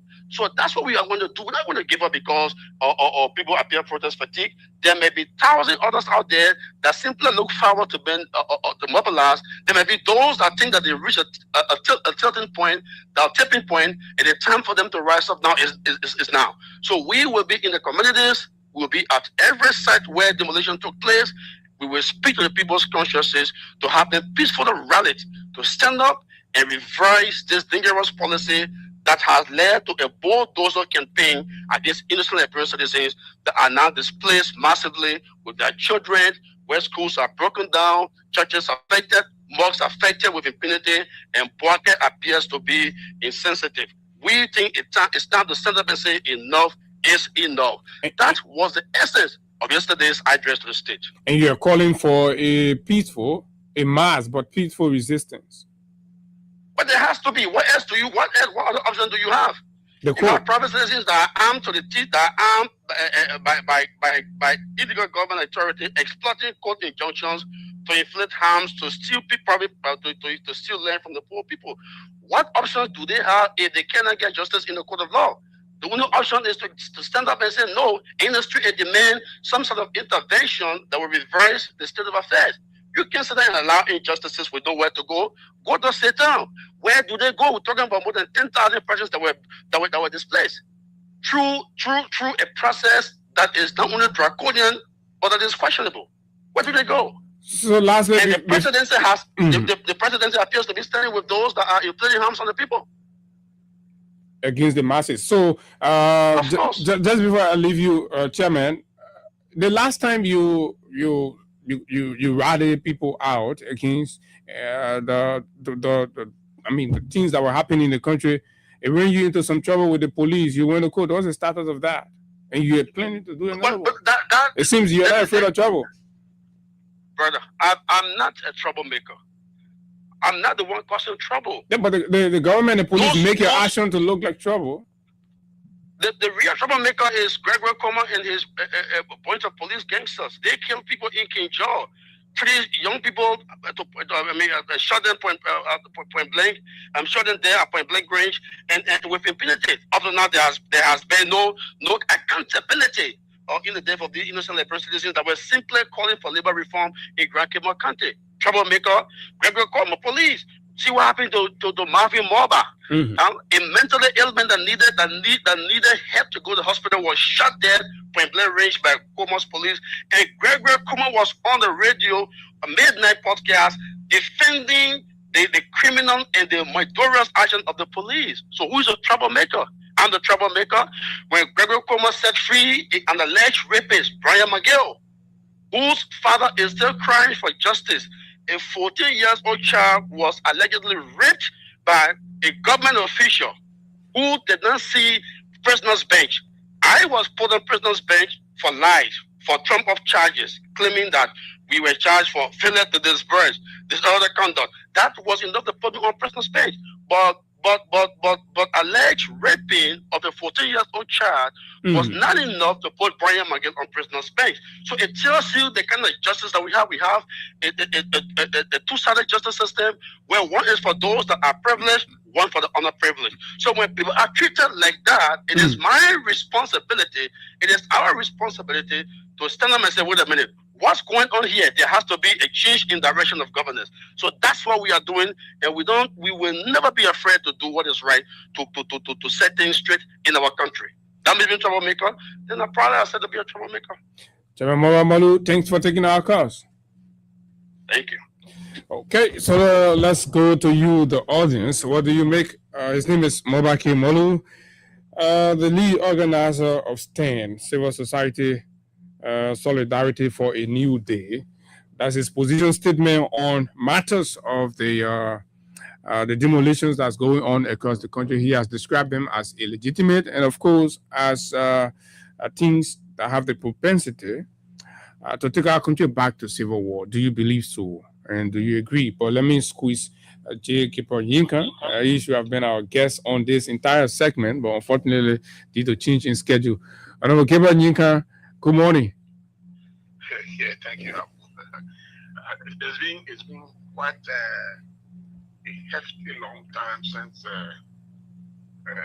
we interacted. As a matter of fact, I don't know whether, it is destiny that doesn't want me to appear in the studio so soon. Perhaps my appearance. Maybe you're afraid because there was a lot of interest in your appearance this morning, but I was considering if we could reschedule because I think the public will appreciate when you sit in studio. Mm-hmm. Yeah, no, that's true. But at times, fate has a way of taking care of issues. Who knows? One time I missed my flight to the airport. Mm-hmm. People went in the ground. I told them, no, it's possible our flight they have a crash. The God wanted to just leave me soon, or even have a big problem. So again, who knows what it is? But I'm still here. You know, I'm here, and I'll always be here. Sure. I've said to the CDC folks when we joined them that look, Manning was dazzling audiences, also spectators on big soccer pitches around the world. Mm-hmm. When I was here doing my little thing, and so he came, he met me here, and as an international icon, he would leave, and I'll still be here. Mm-hmm. I'm a small potato, and I do small things in great ways, so I'm here too. Okay, but I just listening to the chair of Stan, mm-hmm. And I cannot agree with him more, right? Okay. Because I'm not sure whether I could have articulated the governance breakdown better than he did. So again, to add my voice to his, because I think in my own case, I don't know whether we can discuss it now, but here's a point. Governments briefly all across the world, okay, whether it is in Somalia or Eritrea or Afghanistan, what is the fundamental purpose of instituting government? Abu, mm-hmm. Simply put, in political science, we see the essence of government is to seek the welfare of its citizens mm-hmm. and protect them, right? Correct. So these massive illegal destruction of property that they call demolition, making people homeless. Is it a function of government? Does it fall within the bailiwick of the definition provided all over the world? It is not a Bwaka definition, it's not a unity party definition. It's a definition that is best practice, that is universal, that is conventional. So when a government seeks to deliberately and unquestionably render its citizens homeless, then what sort of government is that? That means the government has betrayed the purpose for which it was created. The government argues that it is intended to pave the way for development. It is a callous and inhumane argument. Callous is another word for being heartless. Okay. Only a wicked person makes that argument. Because ultimately, but is this unique to Liberia? Let me say this. Go ahead. But clear cut. Don't allow people to deceive our people, Abu. Who enjoys, ultimately, who are the beneficiaries of development projects and programs? The people. Say the birds, or the cows, the goats, the sheep, you will bring them from across Mali, bring them to Liberia to enjoy development? No.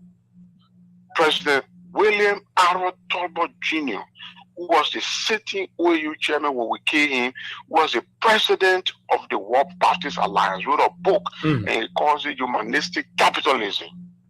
One important concept that he clearly articulated in that book was that, look, the reason why capitalism must be humanistic is because anything you do on earth, if you are a good person, it must be intended to benefit somebody, a human being. So if the government is going to kill everybody, for instance, to build a 100-story skyscraper building, should we endorse that? No, we shouldn't. Okay. And that's, you remember one time, even as the former presidential advisor to the president of the Bureau of Communications, I said, and some of my folks had issue with that. If we have to choose between the bread and butter issues and the the development question, which is the infrastructure development. The roads, and the we schools. don't, the roads, the hospitals, the schools, and so forth, but we don't have sufficient money to do both. Any good leader will choose the bread and butter first over the infrastructure, because the bread and butter answers the question of humanity. Should we keep these people alive? Should we make sure they eat and live? One day, by the grace of God, we'll be able to raise more money and then build roads to benefit them. But when we allow them to die, even if we pay the road, what will be the essence of the road? I remember one time I was a lawmaker, I raised the issue about the Keba Road, and we were fighting to get a road from Boundary Junction all the way to Carwell. You remember how terrible the road was. And the president, Madam Sirleaf at the time, was building road somewhere in Sisi community where the kids would put blocks in the middle of the road and play free-time ball because the road was hardly used.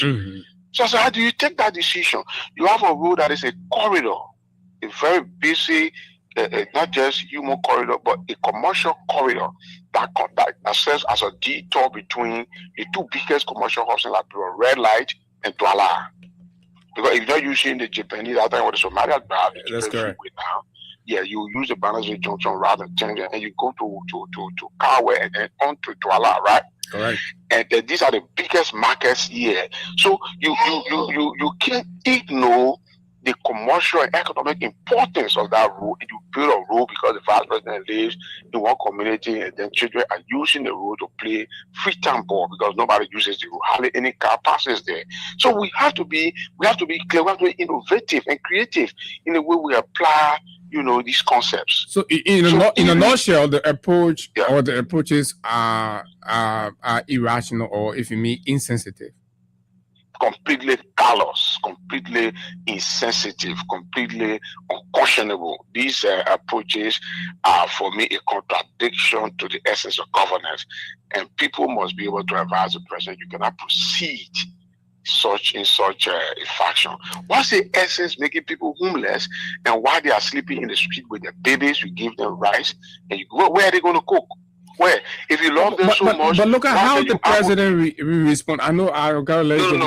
I didn't want to take the fact that because no, but you're a statesman, you're a former leader in this country. I mean, you think about that. How do you internalize that? Besides that, given his age, these are even though I'm growing older now, but you can't compare my age with that of and he's a man of God, in fact, a deacon. Yeah, very good. So as an elder, you can't say God is not, creating new land. If God wants to create land, will you stop him? Why are you giving people cheek even in their misery? You are deliberately orchestrating suffering and distributing poverty to the people. Then on top of that, you are giving mockery while they are suffering and crying. It doesn't speak to a heart of flesh. The Lord said to Ezekiel, I will remove the heart of stone, and I think that what needs to happen to the president. Okay. The heart of stone has to be replaced by the heart of flesh. So I was saying, I couldn't say this. So what's the essence? You say the AFL, and then you authorize the AFL now to go and grab land. Is it a land grabbing scheme that the president is endorsing and initiating? I've never heard that before. Okay.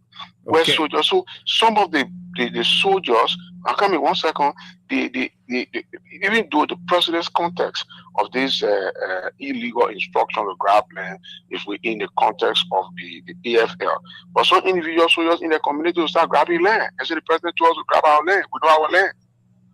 So which institution of government is responsible to determine the ownership of land? As a student of law, it will then become chaotic, as Molo has predicted. Very good. I couldn't say it even better, because it is only the judiciary that can determine ownership of land. Possessory rights under our law are reserved for the judiciary to determine. Even if your private property is being encroached upon by somebody else, you don't just beat the president, kill the president, and say, I determine, I'll break your house down. Okay. You go to court.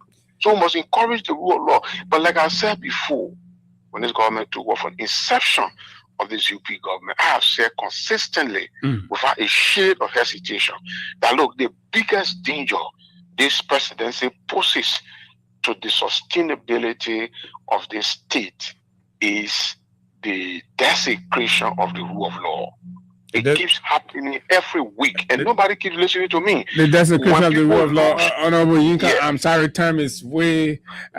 So, but we will have to. We'll do this thing. And, yeah, definitely. Yeah, I will take the stuff to the garage, and I'm sure we can redo it. Because you already entering your intellectual.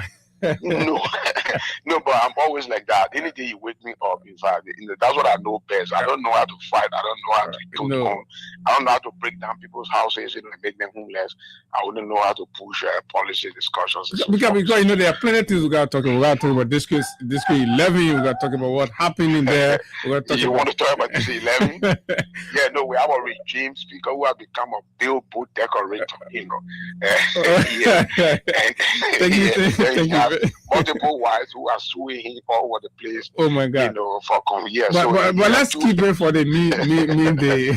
But thank you very much. Thank you so much. I appreciate the time. Okay, his name is Honorable J. Giba Yinka. Of course, weighing in briefly, he should have actually been the guest, but then some unforeseen circumstances happened, and he can be here. I saw Sekou Kalasco was also trying to join. We're just out of time. Let me take a focus and be out because of time. Okay, I think I can squeeze Sekou on. Sekou, good morning. Good morning, Mr. Sharif. How are you? I'm doing better. How are you? Yeah, I'm also doing wonderful. Okay, let's hear you. What's your thought? Yeah. Thank you. It's a pleasure being on your platform this morning.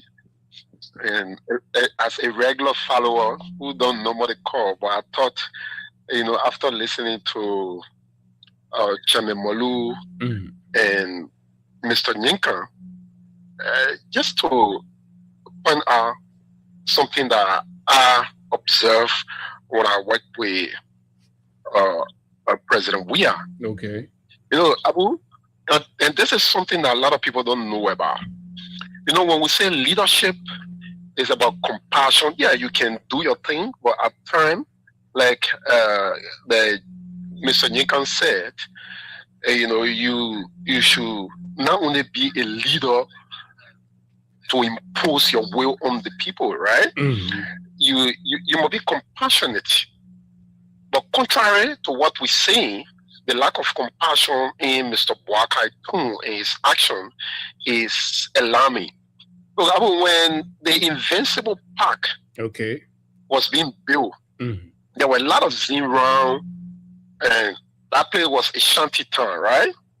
And when the contractor came, the first thing they said to President Weah is, President, we can't build this park with this Zinran there around here. So the first thing we will have to do, because that place are government land, the first thing we will have to do, I was in our meeting, privileged to be in our meeting, is we will break all of the Zinran from around here, to give the park a facelift. So President Weah sat for long. He said, you want to move the people from over there just to build this park? He said, yes. He said, that's the only way this place will look good and recognizable. So President Weah said, the only way the place will look good is for us to displace these people that have been here, they have had their children, and that's the only way that this development will look good. He said, then I will have to rethink it.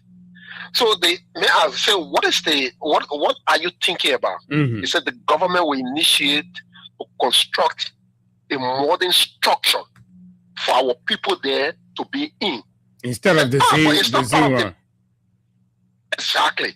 He said, but it's not part of the plan. He said, yeah, but it's not part of the plan, but I'm the president. And this is our government.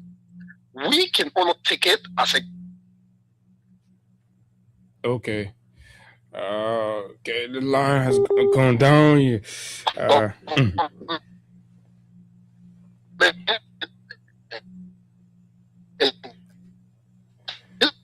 Oh, Kalasco, your line is going down. Okay, I'm sorry, Kalasco, the line is going terrible. But folks, that's all the time we've got right here. It's 2 minutes after 10 o'clock. We have to reschedule this conversation. I mean, this is actually something that we need to know because it's about leadership, it's about decision making, it's about what constitute or what should be an embodiment of a president's or a leader's decision, especially when it has got to do with the people, right? Like they will argue, oh, for development, yes, I want to development. And Mr. Hinka made a profound point that, look, if you have a choice to make between infrastructural development and the bread and butter issue, which is the welfare and the well-being of the people, you should prioritize the people first, because these roads that you want to build, these infrastructure that you want to put down, it is the people that are supposed to benefit from them. It's the people that are supposed to enjoy them. But when the people are no longer living, when the people are pushed into abject poverty and some of them die, so then what's the essence of the development when you cannot guarantee the safety and protection of your people? It's a big question that the government will have to answer. It's a big question that the president will have to answer, as much as the president sounded like, oh, we got to move the people, AFL go and take your land. And I mean, actors, politicians, students of laws are saying that the order is absolutely illegal and of course inappropriate, but we'll take more time to look deep into it, have people come on here to educate the society and enlighten us. Because you know what? This is our country. We surrender and give power to a few group of people to steer the affairs for our good, but not to act ultra-virus against the will and pleasure of the Liberian people, as Honorable Gabriel Yinka succinctly defined the purpose of government. The purpose of government is important. My name is Abu Sharif. Until we see you tomorrow, of course, do have a wonderful time. And time is up. We got to go.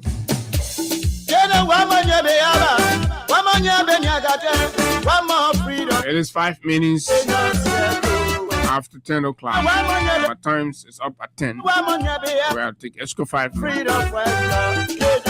But it has been a wonderful and worthy time out here with you, speaking truth to power, holding detail bearers accountable. And of course, that's what it is. You listen to stand, and that is the position. You don't have to grow tired. You don't have to grow less interest in standing up for yourself, standing up for your right. The government works for you. My name is Abu Sharif, and until we see you tomorrow, do have a wonderful time. Bye-bye. You freedom fighter, you raping our women. Freedom fighter, you killing our children. Freedom fighter, you destroying our country. Aye, aye, aye, aye, aye.